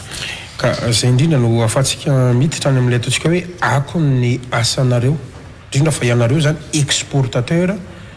de petite mine ireto any amin'ny fanjakana satria anao zao miresaka grande mille io efa naveriko tamin'ny président Foma teto fa io statistique any jerentsika PIB io zao mamoaka mihitsy 95% anjara toerany mpitrandraka vaventy ninareo efatra isanjato monja misy virgule 2 ary moa zany hitako kely ato raha mitaremarika zany jerentsika zay ny tena hoe ahoana ny anazavanareo anjany satria so dia zay le chiffre ambany be zay kosa ary no mahatonga ny olona kivy aminareo rehetra inona ny anazavanareo an'izay zavatra zay tonga dia avadiko le izy 84% izy teo ny vavety 95% le PIB 95% PIB ampidiriny zay zany vola ampidiriny fa 4% ny anay 4% ny nazy ny miasa ny gasy miasa ny aminy fa ny anay ndraiky 95% misitraka n'le izy anisan'ny PDB manko no ay ampinakeny le fanazavan'ny président teo mikasika an'le PIB tsy resaka an'le PIB fa miresaka kosa hoe inona ny apport hoentin'le avy aty amin'ny mpitrandraka majinika moa zany ilazana azy aty amin'le hoe opérateur malagasy raha jerentsika raha miresaka exportation tsika dia ny zavatra anisan'ny tena andrasan'ny fanjakana amin'ny exportation dia mifampidina ny vola vahiny inona moa ny akon'ny fampidina ny vola vahiny ny akon'ny fampidina ny vola vahiny zany dia isiny ny balance commercial mba tsy ampitotongana ny valeuran'ny volantsika dia ny ariary zany izy ary no mampiditra an'ireo vola vahin'ireo avy amin'ny alalan'ny exportation ny idiran'ny vola vahiny maketo amintsika fa nefa misy vola vahiny ihany miditra eto amintsika mety mahatonga n'le PIB voalazanao teo Gasikara raha iresaka hoe nen'ny opérateur malagasy zay misitraka ao anatin'ny exportation zany dia mazava ho azy fa ny rapatriement de devise no entiny fampidirana amin'ny vola vahiny fa ho an'ireo mpandraraha lehibe ireo somary nisy fotoana nijery kely any lalàna amin'ny fiain'zareo hoe inona marina moa no mahatonga azy tsy ho voakasika ty droit de sortie ty satria tao anatin'ilay note fampiarana navoakan'ny ladoany dia namafisiny tsara mihitsy tsy voakasika ireto karazana sehatra fitrandrahana ireto tena mafiziny tao anatin'izay mahakasika ny LGM zany hoe ny loi mahakasika ny fampiasam-bola vahiny goavana zay ny reo mpandrara vahiny tondra vola be eto amintsika miasa misy maromaro moa izy eo vitsivitsy ihany raha tsy tena akoatrany hoe ny serita ny QMM koa tafiditra ao anatiny satria convention ny fanarahana amin'ny fanjakana marina tokoa fa mitondra vola vahiny betsaka izy gasikara anefa ny mampiavaka azy dia izao raha tsy diso tany amin'ny taona 7 ny voalaza dia tany amin'ny 1000 milliards de francs malagasy ny fond tokony hoentina anaovana anio karazana asa io tany amin'ny taona 5 nasipahanytsiny zay dia niena tany amin'ny 250 milliards ny teneko azafady 1000 milliards lasa 250 milliards ny fifampifehizana ny fanarana dia tafiditra ao anatin'isy ohatra io FMG nresakitsika eto amin'izay FMG nresakitsika amin'io izany zavatra zany ho anay dia izao raha entina moa mivola 1000 milliards inona mahasamy hafa n'le raha patrimoine de devise sy le vola 1000 milliards entina eto Madagasikara le vola 1000 milliards ane raisinao mety ho tafiditra ao anatin'le PIB dia kajina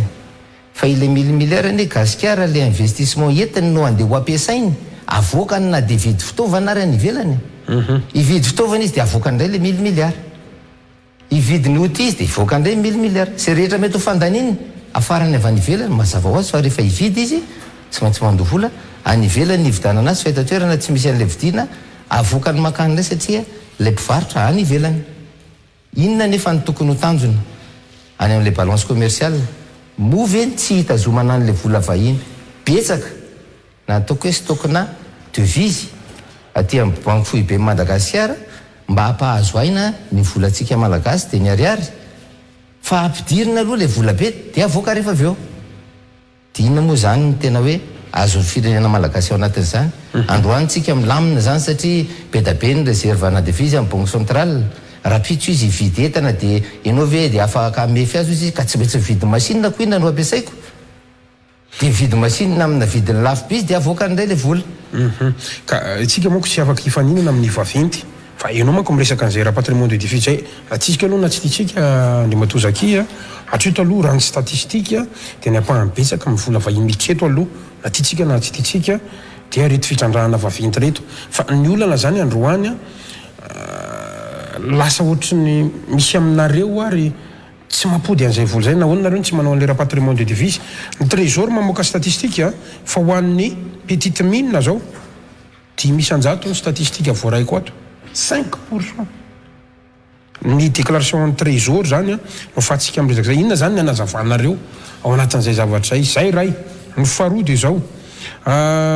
misy aminareo ihany koa malaza manao karazana évasion fiscale ianareo zatra tsaiko manao bizina ve sa tsy fantatro tsy ara-dalàna le resaka déclaration zany tiako resahana ao anatin'izay zavatra zay izy monsieur Gasikara raha patrimoine de devise aloha no araka ny valeur aloha zany tsy adivana ntsony fa grande lehibe no izy afaka ito fa raha amin'ny côté pratique dia tsy mitombina zany hoe tsy manao raha patrimoine de devise zany zahay satria amin'ny maha-petite anay petite mine anay mandray commande avy amin'ny vazaha zahay tsy maintsy tonga eto aloha mangataka zay avance dikan'izay tonga eto le vola le avance io le avance alefan'le vazaha amoan'le client anay zany dia fa raha patrimoine de devise zay aloha ampiasainay ho ahodina satria vola io no ahodinay io vola alefan'le vazaha io tonga io vola io araka ny teny fanazavan'ny vice présidente eo tsy hoe miverina makany ivelany fa miparitaka any amin'ireo chaîne de valeur rehetrarehetra ny vola alefanay donc za samy teny eto fa tsy mitombony zany hoe tsy manao raha patrimoine de devise zany izahay problème anay amin'ny raha patrimoine de devise dia fohy loatra le durée satria eritreretinao tsara fa tonga zao ny commande le vazaha dia manao produire an'le izy zahay dia andefa an'iny amin'ny sambo zay zahay rehefa vita le izy atao ohatra mandefa 60% le vazaha amin'ny acompte anaovany an'le izy efa 60% aloha zany raha patrimoine de devise ataonay iny le avance iny le avance iny tonga ny fotoana expédiena an'le izy mbola any amin'ny eritreretina efa tsosa daholo iny zany fiainanay mbola hoe miantso an'le vazaha ndray zay anao expédition am'izay zay efa andefa sambo mbola mangadaka ndray alefasa aloha ny andefasana an'le frais andefasana an'le sambo 20% ndray zay ohatra 20% zany zay raha patry zany divisionné à 80%. Fa ny olana dia izy hoanahako manokana tena sahako miteny kako fa za dia tsatsa foana manazava ny amin'ny dofy isaka izay mandeha satria ny olana dia mandeha le sambo minimum ny transit time fotsiny entre Madagascar sy ny Europe 55 jours zay aingana indrindra zay no aingana indrindra 55 jours dia ny délai d'opération les clients rehefa manao dédouanement netana izy na misy fotoana mety zay ihany manao dédouanement satria arakaraky ny incoterme ifanarahana amin'ny zareo eo manodidididina ny 10 jours eo 65 jours zay 25 jours sisa restant ho an'le rapatriement de devise vu nefa le vola nampiasainay volan'le client tsy maintsy angataka crédit koa izy hoe mba medele de crédit am'izay izahay fa le tsy hoe rehefa livré le entana dia le 20% ambony tam'le ohatra teo zany tsy miverina tsotra satria araky le ino mantsy le resaka nyresandralatary amin'ny tsy izay le satria araky nazavaiko anao teo hoe volan'le client daholo aloha ny ampiasainay mangataka kosa izy rehefa avy eo crédit hoe mba meo 30 jours zay na 45 jours zay ivarotana ny entana aloha zay vao mandefa vola zay mahatonga zany io 45 jours io rehefa comptesika tefa 60 jours 10 jours le transit time machine teo fa 65 jours 25 jours izy ny client nefa satria volany no ampiasainao dia mangataka izy mba meo crédit kosa izy mena ampindram-bola dia tsy fanaraka amin'izay anao fa afrina nomeny ny fanjakanareo anareo amin'le rapatriement taloha izy io 6 mois izy io taloha fa tao fitondrana teo aloha teo dia naveriny 90 natao 90 jours pour loatra izy hoanay dia zay no mahatonga le pénalité ho ankapo dia mandefa fanazavana foana ny amin'ny dofy hoe zao zava-misy any direction d'opération financière zany hoe zao zava-misy hoe efa tiana avance tamin'io mangataka le client mandefa mail hoe araky ny contrat moa zany iva lasa contrat hoe tsy maintsy hoe 45 jours ny fangatanareo zany io zany tokony averina embolana ihany zany io ve dia milamina rapatriement rehetrarehetra ve ohatra milamina ny rapatriement ho anay raha ohatra ka hoe embolana ka Europe fotsiny tenenako teo 45 jours zay fa raha mandeha États-Unis ohatra mbola tantara hafa ndray mbola tantara hafa ndray mazava tsy izay misy manko ny ilaina n'le fanazavana sahala amin'izao eo amin'le resaka déclaration antsika za moa teo nangataka an'le stockinareo fa nangatako an'izay koa ny président fomme izy moa ny resaka hoe 2 tonnes 3 tonnes mbola manana an'izay zay ao dia lasa nijery fa andray andro zareo CEPM zany moa dia manontany dia mijerina any anaty trésor fa tsy misy afa-tsy 250 kilos ny déclaré any amin'ny trésor ny fantaniko zany avoakanareo ny oarina daholo nga zany ny ambony sa hoana mahatonga an'izany dia valina angamba izy tsy mitombony zany satria diso ve zany sifra avoakany trésor azo tenenao sa ny déclaration anareo no diso ohatra ny déclaration anay dia tsy izay manao déclaration raha tonga dia atao mahitsy be ohatr'izay fa miaraka aminay ministère mine manao déclaration ary rehefa raika ny fandefasana ny entana présent io ny agent mine miconstaté hoe firy les valeurs ary ny déclaration iny tsy maintsy mandeha any amin'ny sigosie hita hoe firy tonne ny vato avoaka anay zay vao mivoaka le accord de rapatriement de devise dikan'izany tsy mitombona aiza zany misy fay zany ao anatin'izany resaka zany collecte d'information trésor ngamba no misy fay fa raha ny procédure eto tsy possible mahitsy tsy possible mihitsy zany hoe zay fotsiny le izy mendrika tiaka kosa zany ngamba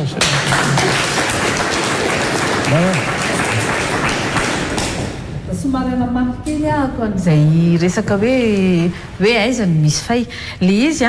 raha ho anay reto aloha zahay reto matongo jo reto olona ara-dalàna daholo vao indray mandeha tsy manao rapatriement ianao dia tsy afaka mandefa entana ntsony na vita rapatriement daholo zahay ny dikan'izany mety hoe vitsy angamba zay no mahatonga anazy hoe 5% dia zahay zany le 5% mandefa fa mety olona hafa mihitsy tsy déclaré quelque part angamba zany le tsy mamerina zay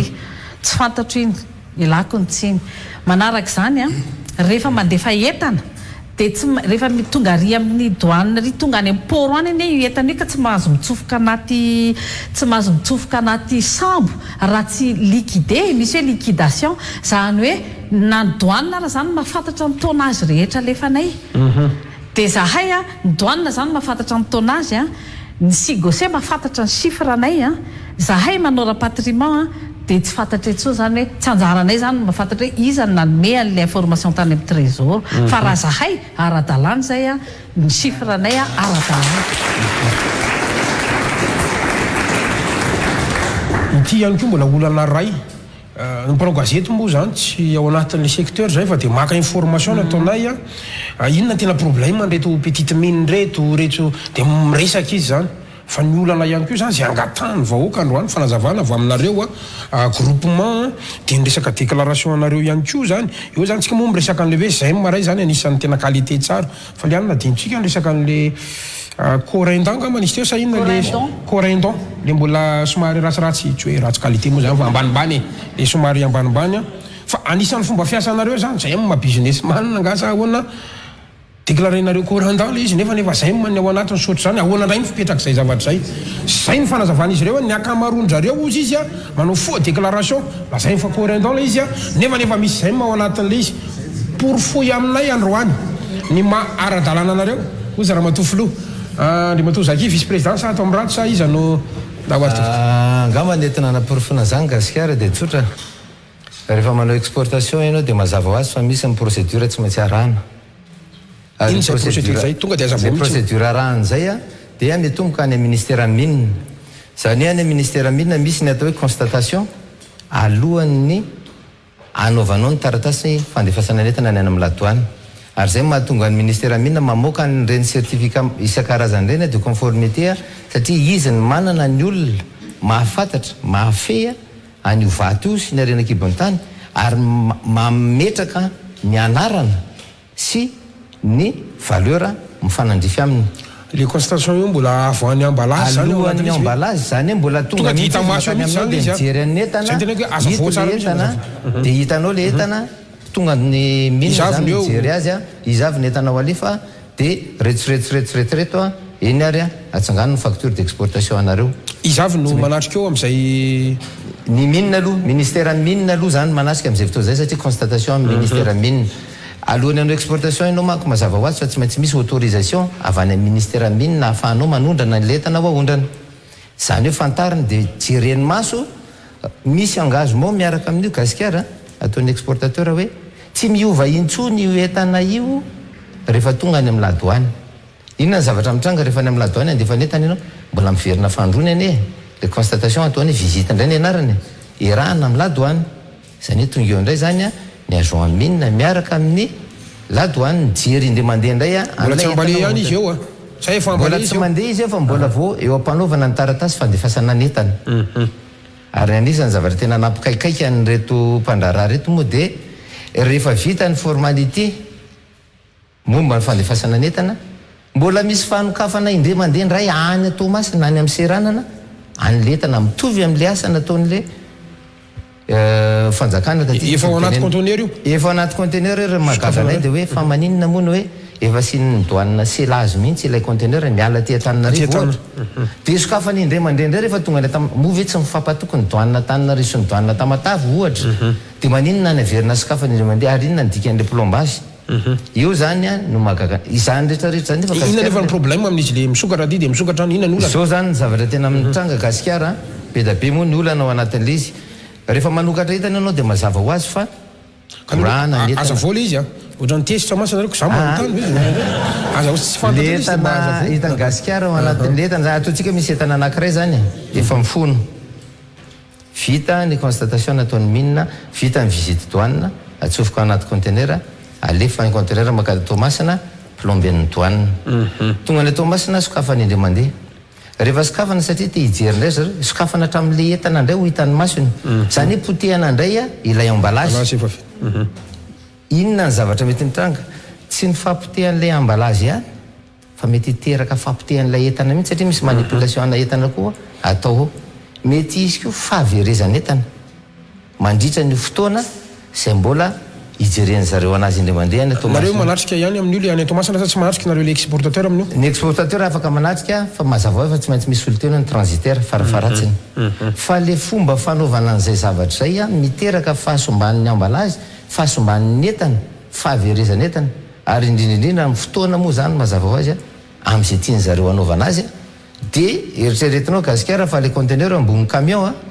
dia miandro eo koa zany ny camion ary ny camion tsy hoe anao an'iny gratuit fa tsy maintsy factureny ihany koa ianao le atantana io l'immobilisation de camion zany rehetrarehetra zany no mitranga izahay nefany amin'ny opérateur anay mahalala an'izay procédure zay dia mba mieritreritra hoe ny ladoany ane nametraka skanery inona moa ny ilana an'le skanery io entana rehetra io ne tsy maintsy mandalo ao anatin'le skanery alohan'ny ambarika anazy fa maninona ny asianan'izay indray dia ny olana tena anakirangeza be rehefa tonga any ivelany le entana dia azonao tsara ngamba gasikara ohatra ny ahoana ny endriky le entana tonga any ivelany satria tsy mitovy amin'le fony mba manaraka an'izay fenitra takiny ary tena mitaky reo client any ivelany reo tena mitaky satria io vato indrindraindrindra ny vato vohodina zany dia mazava ho azy fa sensible be amina raha io sy ny karazany itsika mba mezaka mikajy an'le qualité an'le entana miala eto na ny masonao ry tsy mahafantatra ohatra ny ahoana ka ny endriky le entana tonga ny ivelany raisin'le olona izy indray miantso anao hoe misaotra betsaka fa ohatra nyty mipoziny tonga ty tompoko ary mazava ho azy fa mety ho tonga hatrany amin'ny pénalité satria tsy mifanaraka amin'izay zavatra mifanarahana risque anankiray koa zay mangataka ihany koa zany nareo hoe rehefa vita selazy eto dia lao andefa tsy sokafana tsony ve tonga ry eny tompoko tena anisan'ny fangatahana ao ataonay zany ary indrindrindra tao anatin'izany moa hoe nasiana fanazavana kely aminao gasikara hoe nisy disposition ny raisin'ny ladoany ny amin'ny ametrahana no ohatra hoe tsy ekena intsony ny fanaovana ny fampiakarana ny empotage moa mifilaza azy any amin'ny toerana misy an'le exportateur fa mangataka izy ireo alefa any amin'ny ladoany any amin'ny chambre de commerce any atamena ny olana nefany tsy mandany exportateur fandaminana zany fa ny fitaovana entina manatanteraka an'izany zay mety hoe logistika rehetrarehetra mifanaraka amin'izany tsy misy fa dia mametraka fotsiny zareo hoe io aloha ny tapaka dia io zany no atao mazava tsara mihitsiny zay tsisy anampiana tsony mazava tsara mihitsiny anisan'ny olana ray farany nday ngamany marina mba fa tsy tena ny exportateur fa raharotiko daholo ihany koa zany satria anisan'ny miteraka olana kely zany itya sehatry ny fiariana vato itya any amin'le resaka obligation zay tokony ataonareo zany satria tsika teo manko ny resaka hoe be dia be nefa zavatra lanina ihany fa obligation ny environnemental zao inona mba fanazavana entinareo satria ohatrany indrindra le resaka lavaka io tena mampitaraina an'le commune no be ntanàna reny tena mitaraina amin'io zany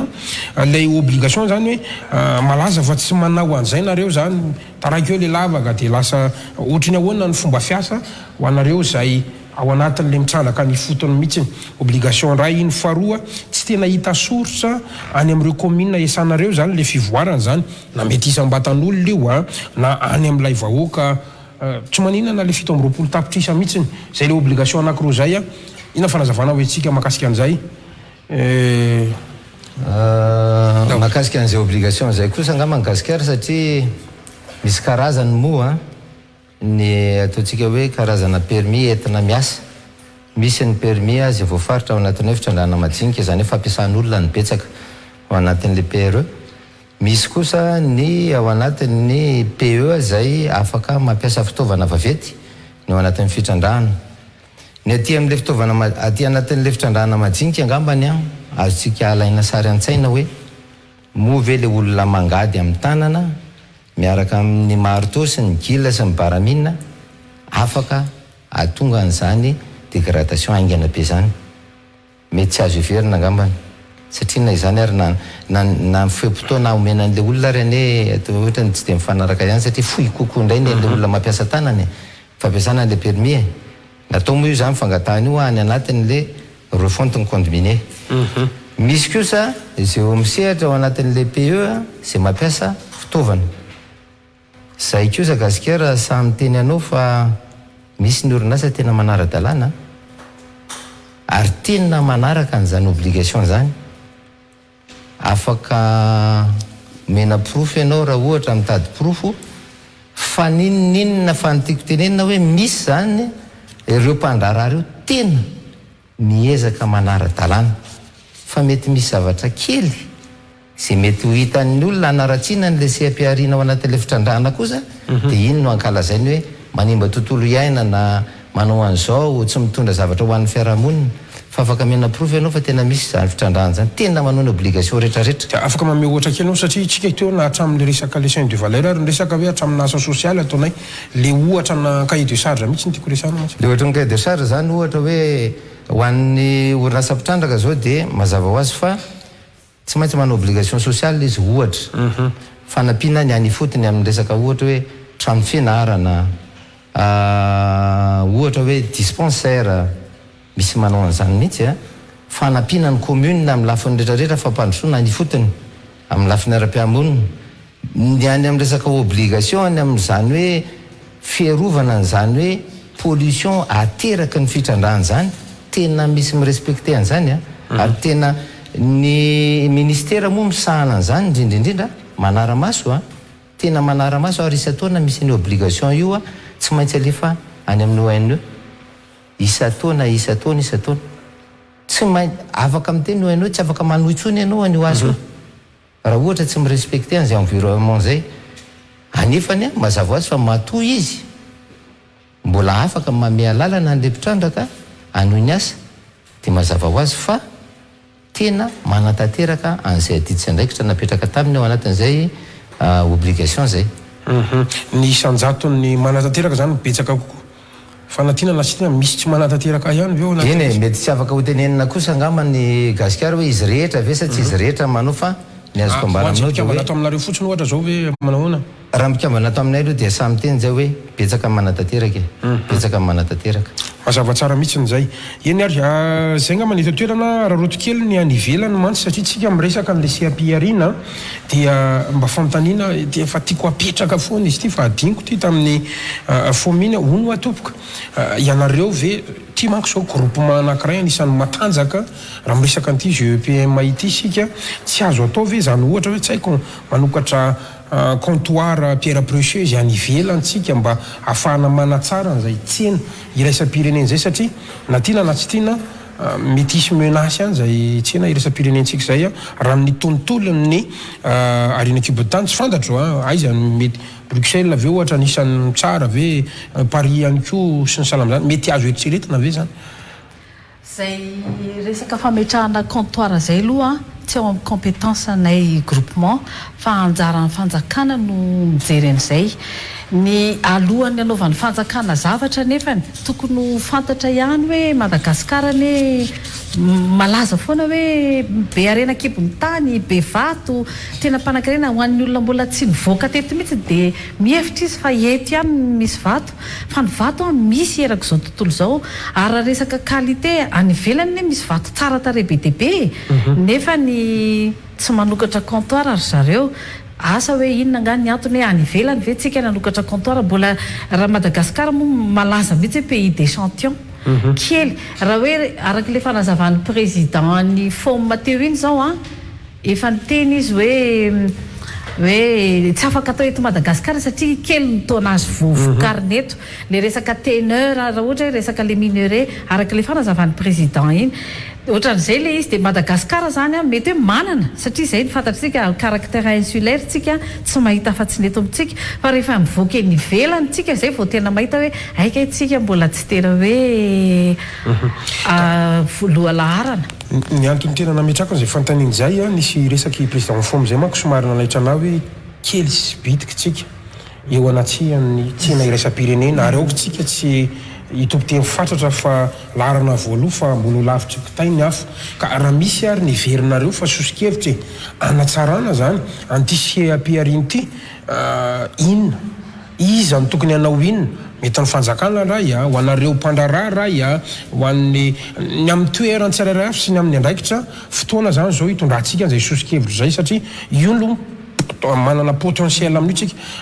eto Madagasikara satria io ny arenatsika aloha tsika tsy afaka hitady zavatra tsy misy fa ahoana ny anatsaratsika an'io tsika teo zao tao mpifidianana mialatsy mampiditra politika kely mba hoeny zay mieritreritra ho kandidany le sosikevitra reo eto mba tena hisy fiatraika an'ireo olona satria na tiatsika na tsy tiatsika aloha mbola tsy hita ny anjara toeran'ny seritra ny vato ao anatin'ny toe-karena malagasy ny volamena mba misy kely fa 1% monja fa ny vato zany tena mbola ambany ka tena hoe mba hisy fiatraikany aty amin'le vahoaka malagasy risy topoka raisiko ngamba ny fitenena ao anatin'izay Andriamatoa Gasikara CAP-arina tena hoe raisiko ohatra fotsiny hoe oharina amin'ny vanila moa zao takany azy sehatra anankiray nahazo tombony nahazo valiny vanila nefa faritra varatra ihany ngamba ny tena misy an'io vanila io fa raha ny vato zay ataonareo dia manerana Madagasikara ny avaratrany misy ny zaspa isan-karazany, ny any atsimo misy ny laboratorita isan-karazany, ny any andrefana samy misy vaty daholo na ny sinanana na ny izy moa zany ny président na ny andrefana. Dia ao anatin'izay zany tena hoe raha hoe ijery le CAP riny tsika dia mangataka izay hoe ny zavatra tena problema zany raha ohatra ijery le comptoir de mine ny teneninao teo le tena tokony ahefan'le izy nakato IGM. IGM zany zao tena hoe mba hoe etaeta teto mba ahafahana hoe mampivoatra an'izany lapidera gasy sy ny ino moa zany sy ny asa tanana gasy IGM. Dia nefa aiza hoay tsisy zany tsisy ninona zany ahafahana mampitombo an'izany amin'izao fotoana izao, tsisy ninona ahafahana manosika an'izany mametraka an'izany valiona ny vato zany amin'izao fotoana izao, satria potika tanteraka le IGM tsisy nizaniza afaka mievaluen'le izy tsy fantatra hoe inona mahatonga le IGM anyfoanany teto amin'ny fanjakana fa isany mety anampy tsy hoe mety fa manampy anay aloha voalohany indrindra ary manampy ny firenena mba ahatonga hoe tena nanana toerana io vato io. Tanavakela zany Madagasikara raha mety no moa nanontany hoe inona ny zavatra mety raha fahazoako amin'ny fanontanianao hoe raha direkta kokoa ty hoe afaka ataontsika CAP na hampandrosoana ny firenena ve ny sehatra renakibon'ny tany. Tena marina tokoa ary tena afaka hampandrosoana lavitra tokoa na dia atao hoe kely sy bitika ary satria mba manana maizy azy ihany ny zavatra voaka eto amintsika matoa malazalaza ny ivelany ihany. Fa kosa ny zavatra tokony atao dia ny hoe fiarahan'ny fanjakana midinika amin'ny opérateur sy fomba rehetra hoentina atongavana amin'izany hoe io sehatra ny renakibon'ny tany io dia teraka voka-tsongeza be ho an'ny fanjakana, ho an'ny firenena moa zany fa tsy ho an'ny fanjakana. Dia mazava ho azy fa izany ny tena etaeta angatahana ireto mpandraraha reto fa any amin'izany sehatra ifampiresahany zany no ahafahan'ny mpandraraha mampiseho hoe inona ny mba zavatra mety afaka ho ataon'ny mpandraraha ary inona ihany koa ny zavatra mety tsy ho afaka ataon'ny mpandraraha satria mazava ho azy fa misy sehatra mety tsy afaka hisantsika, mety ho fampiasam-bola goavana ohatra sy mbola tsy amin'ny sehatra mety misy atsika fa afaka isitrahany vahiny. Izay aloha zany kosa azotsika hiverina tsara fa tokony ampidibola vahiny betsaka io sehatra io raha toka tena eritreretin'ny fanjakana ozy izay sehatra izay tena ampidiram-bola tokoa. Tsika ve Gasikara dia maheno avy any ivelany hoe ohatra tsy miresaka an'io fa hoe inona moa izy ianao ohatra ny kely dia kely loatra ny vola entina ao anatin'ny kitabolam-pianjakana nefa tsika samy maheno daholo hoe be da be any volamena tonga any ivelany ka raha ireny ve mivalorizena tsy vola be fa misy zavatra mila fehezina ao anatiny ary ny fanjakana no manana anjara toerana ngeza indrindra nyzany famehezana zany. Nisy vaovao Gasikara nalefanareo tamin'ny Azoma mikasika indrindrindra ny sehatra misy anay ao anatiny chaîne de valeur misy anay io teo amin'ny sehatra ny lapidaire. Tena mampalahelo toko hitanao tsara angamba ny vaovao nalefanareo iny tonga amin'izany sehatra hoe hivarotra amin'ny fitaovana kely axe moteur anankiray amidy satria tsy afaka mandroso intsony. Janona tanteraka le chaîne de valeur vokatra fametrahan'ny fanjakana zany any droit de sortie io mino fa anananao zany horonan-tsary zany Gasikara mangataka zay raha mba azo atao mba ho alefa mivantany eto ny horonan-tsary mba irahana mahita ho an'izay rehetra tsy nahita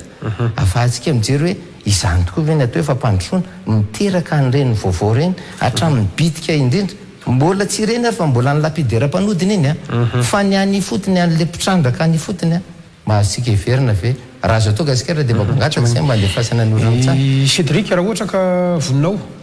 vaovao nalefantsika tamin'ny Zoma la élément le lapidera ohatra ka vonina dia vonina. Milaza ny miaina ao anatin'ny fahasahiranana amin'izao ireo orinasa madinika mpanodina vato noho ny tsy fisian'ny komandy azon'izy ireo intsony. Tsy mamparisika ny mpanondrana vato hanao ny asany intsony mantsy ny fanasarotana ny famoahana vato hoy ireo orinasa madinika izay misehatra amin'ity asa ity. Izay mpamokatra lapidera miady eo amin'ny douane dia sahiran'izay amin'izao fotoana izao amin'ny asanay satria tsy afaka mamokatra tsony zay satria mpandray ny entanay tsy afaka mandray tsony zareo dia misy ny atelier anay zany ato dia mikatona dia zay tsy afaka mampiasa ankizy satria mpandranyetanay tsy afaka mandray, zay tsy afaka miasa. Zao misy ny ato aminay ara nefa mivarotra axe, mivarotra ny moterany amin'ny fitaovam-piasanany satria tsy misy tsony le resaka hoe andinana an'le izy tsony, dia sahirana zay eto amin'izao. Dia betsaka izay rehetrarehetra eto zany manana an'izay fahasahirana an'izay eto amin'ny manodidina eto amin'ny manodidina eto zany dia mananonanika eo amin'ny 30-40 eo zay no eto ny tratran'izay tsy fiasana izay amin'izao. Mpiasa manodidina ny 500 ny asa teo anivon'ireo orinasa madinika ireo ihany koa no nahato tamin'ny asany ho hatrany ny fikambanana ny mpanodina vato. Manana mpiasa eo amin'ny 10 eo zany raha eo aminako zao manana mpiasa eo amin'ny 10 eo dia ny ankizy efa nalefa nody aby satria tsisy ny asa atao, ny sakafo mandeha, ny jirama konkoa moa mbola etsy andany manampitrotraka satria raha miodina ny asanay dia mipetaka koa ny jirama dia manampitrotraka. Asany ambanivohitra aloha nalefa nody ry zareo satria eto tsy misy ary eto tsy afaka miodina ny orinasa dia tsy maintsy nalefa ny ambanivohitra kanefa izy efa zatra miasa eto dia lasa nalefa ny ambanivohitra. Manao antso amin'ny ijerena io fahavoazana io ireo mpisehatra amin'ny vato sarobidy ireo androany. Miangavy aminareo fanjakana zany zay mba hamahany olona anay amin'izay mpamatsy majinika amin'ny lapidera, mba hamahany olona anay satria dia tena sahirana dia sahirana zay fa manjary tena tsy anasa zay kanefa ny any fanjakana tena manana zany firoborobona ny orinasa majinika zany dia mba miangavy aminareo fanjakana zay mba vaao reny olona anay majinika amin'ity laresaka lapidera ity.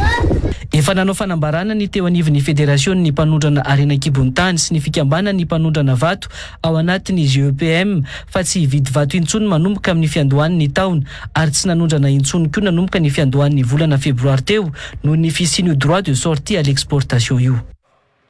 Inolay oronan-tsary izay mampafantatra an'izay resaka olana ny lampidera zay raha ohatra ka hoe misy lesona azo tsoahana ve ny antony nandefasantsika an'iny dia inona tompoko? Raisiko ngamba ny fitenenana ao anatin'izay dia matoa gasikara satria reny no mampiseho ny zava-misy ankehitriny tao anatin'ny telo herinandro ny janonan'ny exportation tonga dia fampitehana any amin'ny chaîne de valeur miampita any ambany any ny katona ny orinasan'ny olona na mandeha chômage technique araka le tenenlera matoa teo ateny eo amin'ny 30 eo mampiasa olona 10 any amin'ny 3 eo amin'ny faritra anankiray iny fotsiny zay fa raha ohatra hiteny any 67 izy avy faritra misy eto sy ny karazany 3 zany mpiasa teo amin'ny manodidina iny nalefa nody nalefa any ambanivohitra dika zay lasa chômage technique tsy anasa zany reo tokatrano 300 reo amin'izao tsika resaka zao tao anatin'ny 3 semaines nanapahana ny fanondranana vato. Misy conséquence manomboka araka le tenenina ty dia hoe hatrany any ambanivohitra ray manontolo ary ny tena ty mbola loza ho an'ny firenena ihany koa le izy satria reo lasa any ambanivohitra tena isy président fomo isy hoe aza moa ny teo foana tety hoe lasa dalo any reny rehefa mody any e donc miteraka zavatra loza hafa ho an'ny firenena le droit de sortie zay tsy tena izahay fa le droit de sortie miteraka loza ho hafa ho an'ny firenena lasa manao dalo ny any ambanivohitra any rehefa tsisy ninona taony eto reny tsy voatery hoe namboly izy tany na inona izy tany ary ny tena zay rehefa ohatra hoe midina any ambany any rehefa hoe mijery brita sy ny karazany any ambany any dia misy miteny mihitsy hoe reo olo reo rehefa fotoana ohatr'izao dia miasa ho anareo manao guide ohatra rehefa ohatra hoe tonga fotoana touriste le saison haute izy ny fitenenana dia rehefa tonga fotoana ny maitsoatra tsisy ninona tsisy vato dia manao vato dia tsy nefa rehefa ohatra hoe tsisy zany no vato dia miteny mihitsy le olona fa reo sady manao guide no manao an'ireo mivadika talo rehefa tsisy ninona taona zany ve miendatsika eto mazava tsara mihitsy iny raha ohatra ka bimarinina ohatra ka tsy mienina ny fanjakana zao antsoantsonareo momba ny droit de sortie zao iketsika fa mbola mafimafy any aloha mihinana hatramin'ny volana menga mba ny session manaraka ho an'ny parlementaire febroary tsika zao mafimafy any raha tsy hemitra mihitsy izy raha tsy miena anareo izy inona ny ataonareo tompoka? ny ataonay moa dia zao ihany fa ny zavatra hitranga no amplifie kokoa ireny situation hitranga teo reny aloha tsy zay ngamba raha hoanahy manokana dia tsy zay no anontaniana fa inona ny zavatra hitranga eto amin'ny firenena raha tsy mivaly io iny tsy zavatra hoe fananina le zavatra ataon'le olona teo reny donc aza mieritreritra anay rery zay afaka mba miaino anay aza mieritreritra hoe tapaka ny finanan'le tolo reto hoe fa inona ny zavatra iseho eto amin'ny firenena ratsy manao export ratsy misokatra ny exportation zay nga amalioko an'izay teny gasika zay ny situation anay mety afaka miaritra zay zay fotoana ahafahanay miaritra eto fa grave ny zava-misy eto amin'ity firenena ity le manomboka tsy manambilany le tsy zavatra ino moa fiteny le ny anaty vilany ny anaty vilany reny olona reny mihitsy no foana araky ny tenenina ty hoe tsy ny fanjakana fa ny firenena ne dia vahoaka ary araky ny efa resaka anaty hoe 95% 4% ny ataon'ny grande mille fa 95% ny vahoaka dia zahay no mamelona anazy raha ohatra ka misy apport entinay mety hoe tsy mandeha any amin'ny infrastructure sy ny karazany fa ny anay tonga dia any amin'ny pouvoir d'achat ny vahoaka no mandeha le izy raha tsy manome vola zany zay dia tsy maninina ovidiny dia ho any an-tsaha manomboka eo amin'ny lapidera eo foana ny vilanina marary zany foana vilany zany mazava tsara misy tsisy anampinareo am'letsika atao a anisan'ny time kely tsana gasikara fanamarena kely fotsiny tiako atao misy zavatra tena mahagaga anay mpisehatra zay mitranga amin'izao fotoana zao a ao amin'ny sehatry ny asanay a sy ao amin'ny ministera mpiay anay misy trangan-javatra maromaro raha tsy resaka fotsiny tsika hoe ny droit de sortie zao izay mba nihevitra hoe raha misy zany anatevenana ny kitapom-bola dia ny kitapom-bola ny ministera mpiay anay zay ministera minina ny tokony sitraka azy zay azony heverina fa tsy izy ny nanao azy inona no antoka itenenanay fa tsy izy ny nanao azy tamin'ny tapaky ny taona 2024 sy 2025 nisy conférence ny arahana tamin'ny ministera nanova ministera proposition mahakasika ny fampiakarana ny redevance à l'exportation 200 zany a ny miatra ary mbola mpiarina hatramin'ny androany nanana proposition ministera mpiakatra an'izany no 4 isan-jato 9 isan-jato 5 isan-jato a arakaraka ny karazana entana tsy mbola nampiatra an'izany ny ministera hatramin'izao satria nisy ny dinidinika fampiresahana tamin'ny ministera hoe inona marina ny tena tsy hahafaty ny mpandrarà ary ahoana no ahafahana manatevina ny kitapom-bola ny ministera zay ho lasa kitapom-bola amin'ny fanjakana io raha ohatra ve gasikara ka nampiakarina 8% zany zay natakatra ane nanao e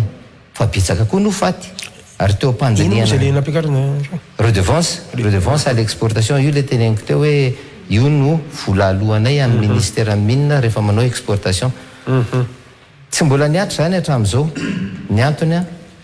nisy mifampiresahana tamin'ny ministera hoe sao dia mba jerena tsara aloha aiza ho aiza ny fotoana ampiatrahana an'izany satria tsika mbola vitao anatin'ny fotoana mangidy a ny tsirairay mbola anaty fahasahiranana daholo tsy mandahany mpandrarà raha misy ny entina manany taorianan'izay a nisy indray a ny fametrahana obligation amina resaka valeur de référence izay ministera hafa fa tsy ministera minina no mitaky fametrahana zany valeur de référence zany azo fantarina ve isy ministera zay mazava ho azy fa ministera ny finance aloha mametraka an'ilay valeur de référence satria voatery tsy maintsy nanao fifampiresahana tamin'ny ministera zay andefa any amin'ny ministera ny finance ny valeur de référence nisy exportateur anefa mbola nitaraina fa rehefa nandeha valeur de référence io a dia mbola nampiakarany doany na araka zay eritreriny tany amin'ny exportation manahoana nefa nevitry ny ministera ao anatin'ilay izy tiako tenenina zany hoe matsiaro very ny fiandrianana na ny souveraineté eo indrindra magasikara tsy manapaka ny tenao fa izahay a opérateur aloha dia mahatsapa fa tena very ny souveraineté amin'ny ministera minina ary misy ministera hafa dia anana fahefana mihoatra ao anatin'io sehatra misy anay io a noho ny ministera mpiay anay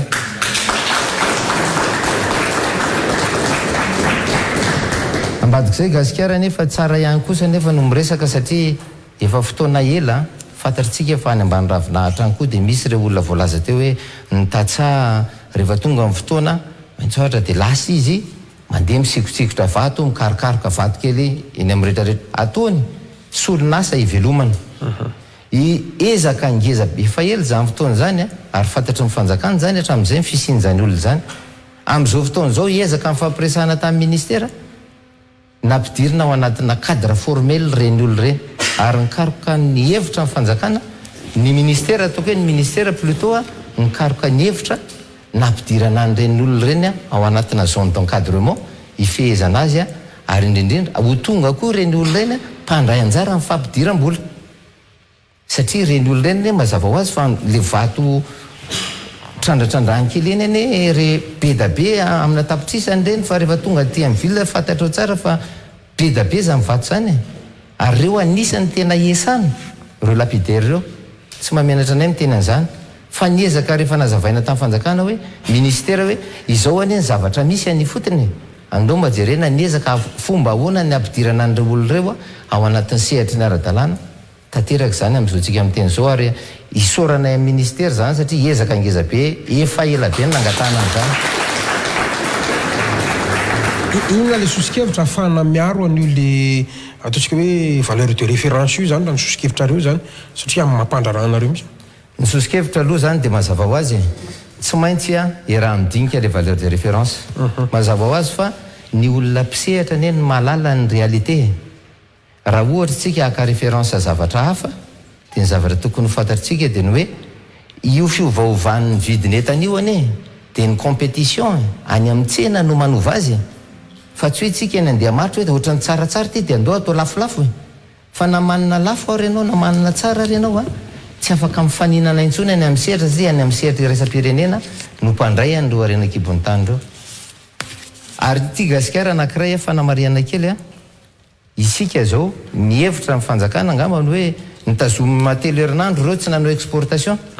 dia tsy maintsy anao ihany reo rehefa kelikely eo fa tsy vita ntsony ny aritra eo mahatsika everina ve ny stock misy any ivelany azotsika eritreretina ve ny stock na vato aveto a Madagasikara any ivelany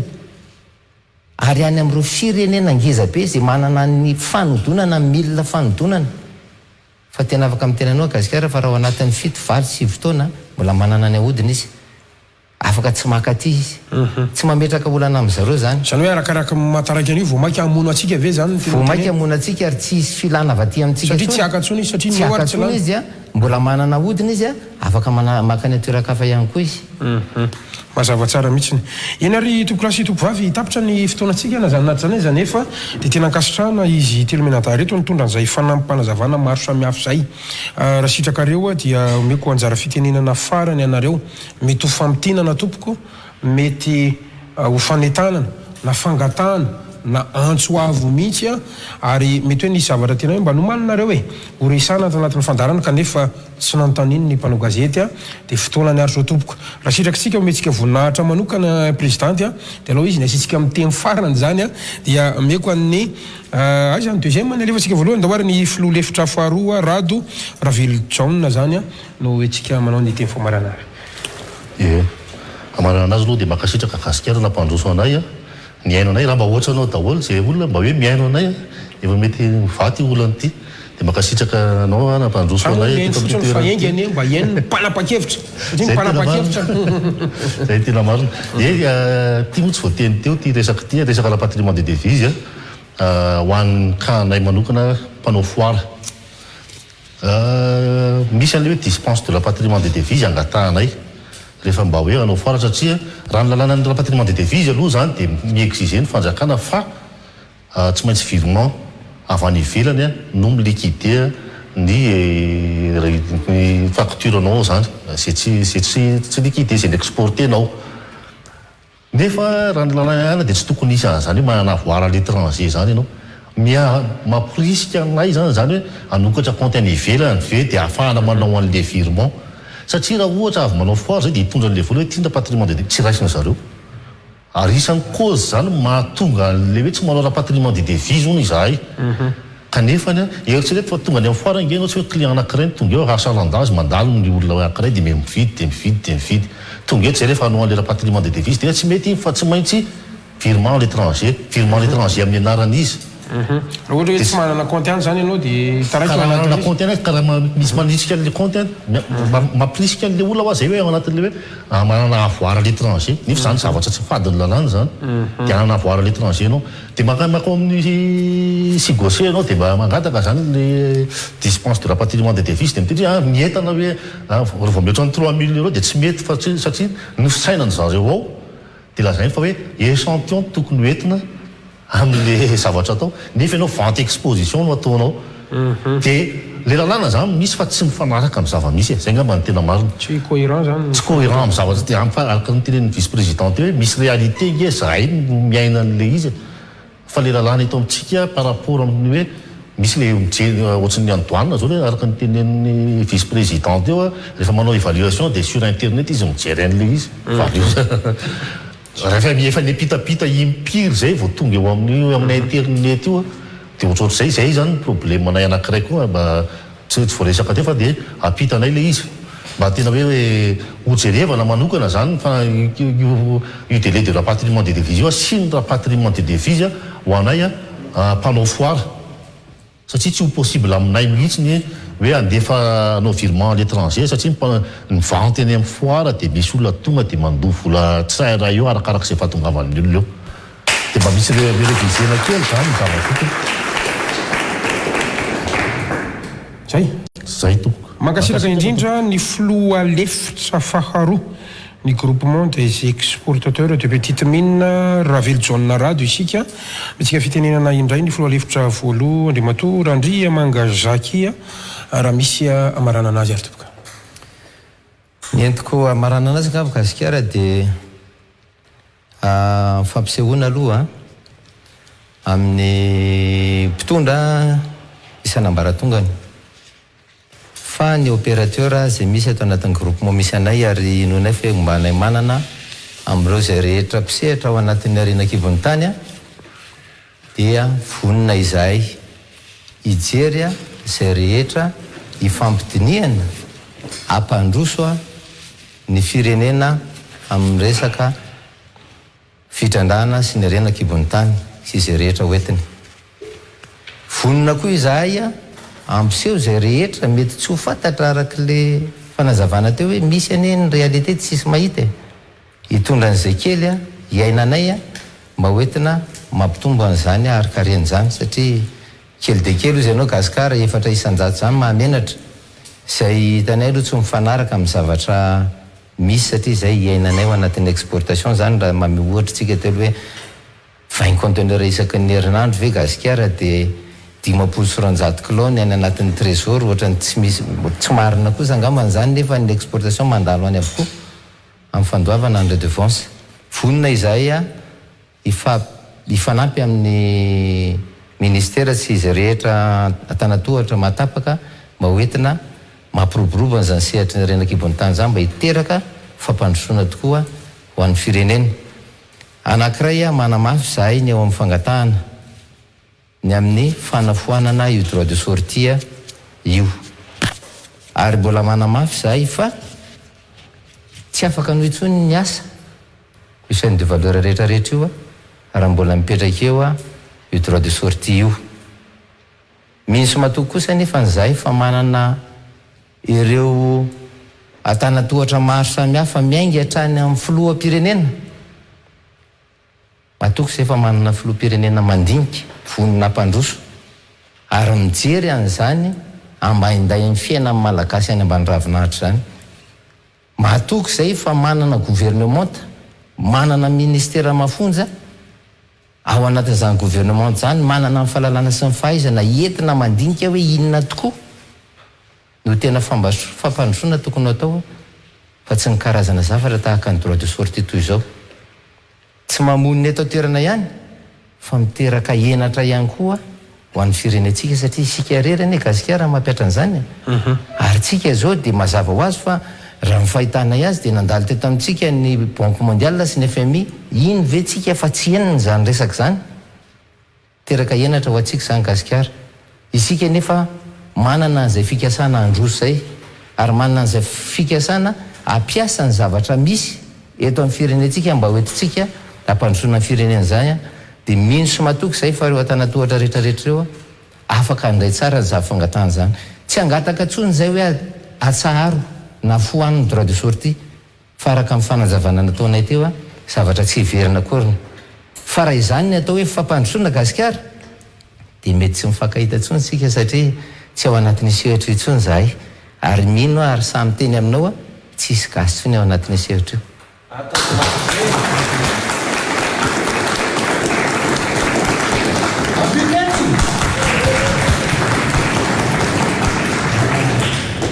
mankasitraka atsika isoratsika zany ny filoalefitra voaloha Randriamanga Zakeo anatin'izay teny famaranana izay zao kosa teo amintsika voninahitra ny filohan'ny groupement des exportateurs de Petite Mine Ramatoa Randrianarivelo Lalao Andrianarivelo Lalao misaotranao dia voalohan-teniko zany entina hamaranana dia misaotranao nanasanay raha nahita nireny kikika nataon'ny mpandraraha sy mpisehatra rehetra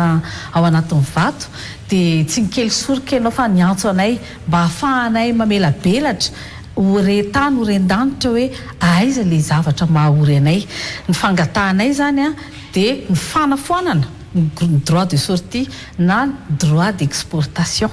satria zay moa zany ny tena dikan'io zay zavatra tsy misy zay zavatra tsy tokony hisy akory nefa natao zay zany aloha ny tena hoe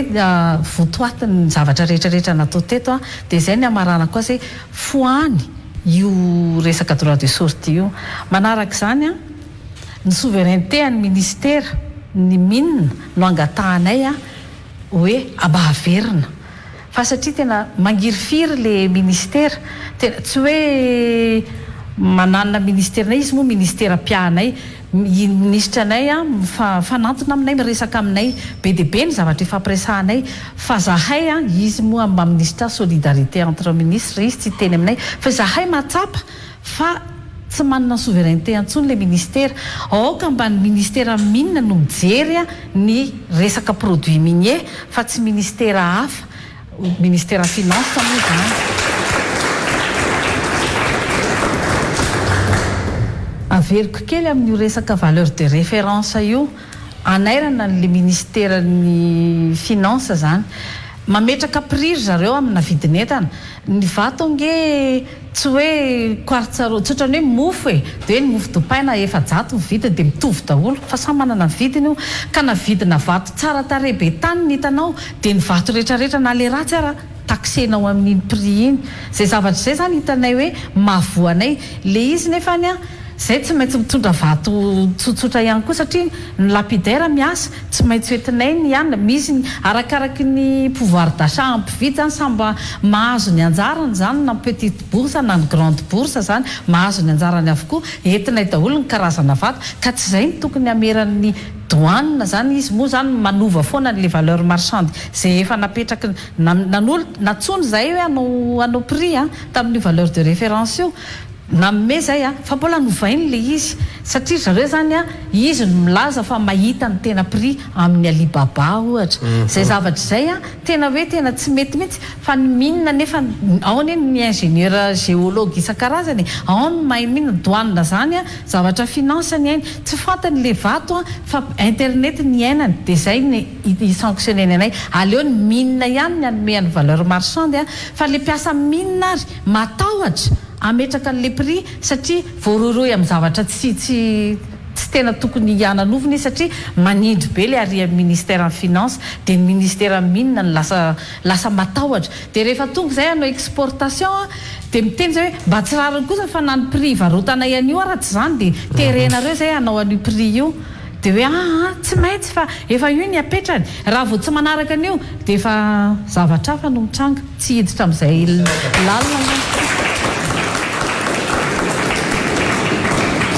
dia zay zany mba fangatahanay foany droit de sortie avelao ny mine ny ara-iasa aminay mpandraraha mikasika ny vato zay ny fangatahanay mankasitraka ny Ramatoa filohan'ny groupement des opérateurs de Petite Mine Andrianarivelo Lalao isika tamin'izay fanamarian'izay tsy izy ihany fa dia isoratsika ihany koa ny filohalefitra anankiroa niaraka tamintsika tamin'ity alina ity ankasitrahana manokana ihany koa tsika rehetra tato anaty efitrano tena marina tokoa be dehibe nareo fa zay moa nametra hoe aloha ferina ihany nitra satria kelikely ihany zany ny efitrano anananay dia tsy tena mazaka olona be dehibe fa dia hifonana ho antsika rehetra zay mpikambana ao anatin'ny GEPM zany voatery tsy maintsy najanona ianareo noho izay fakelezan'ny toeran'izay isaorana manokana ihany koa ianareo nanaiky ny fanasana satria ny conférence de presse nataon'ny vice président tato moa no nanaitra ny tena hoe andao aloha ampiakarina kely ndray zareo irisaka kely fa tena tsy mazava de be deaibe ny fanazavana azo zany teto ny amin'ny fomba fiasa rehetra ka de raha sitrakareo mbola maniry foana zay ny fiarah-miasa ao anatin'izany fa ingany amin'ny fiverenana rehetra mbola tsy droit de sortie tsonga mba no resantsika eto fa efa comptoir na sala amin'izany ndray fa mba hisy eny hoe ny fangatanareo itotoyantsika manokana any amin'ny mpitondra fanjakana ny antsony reto mpandraraha reto satria malagasy ary malagasy atsika andao malagasy no mentsika avahana fa tsy ny vahina nakazany ka rehetra izany isaorantsika rehetra tato anaty efitrano solo amin'ny fifandraisan-tanana dia hitiaka mafy be ihany koa fisaorananareo rehetrarehetra tsy adino e ianao any tokantrano zay niaraka taminay tamin'ity alina itya mirary koa mirary toromasomamy ho antsika rehetra mametraka ny mandrapitafa ho amin'ny manaraka indray ary topolasy topovavy isaorantsika manokana ny teknisianina rehetra niaraka tamintsika tamin'ity alina itya taritiny Cédric ny réalisateur atsika isaorantsika ny pakasary itoki na iaja atao faneva ny lafin'ny feo unika tsy adintsika ihany koa bebetoa napitany sarita ny tokantrano isaorantsika ny filo ny tale général Andrendre Manoro ary tsy adino io mivady ny tena rialy brillant enirina ihany koa tamin'izao fandaran'izao satria malome sehatra ny mpandrara malagasy mandrapita fary topokalasy tovavy filoma topoka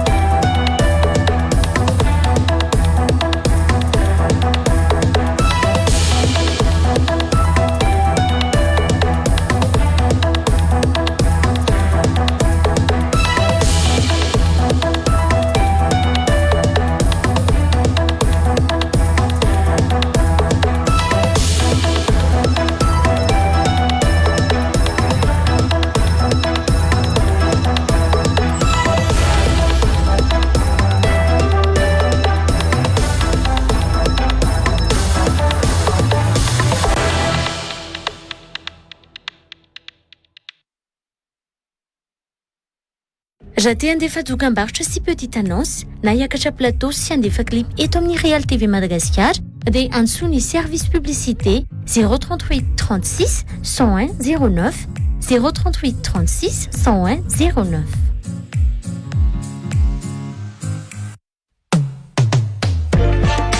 Zonao ny mahazo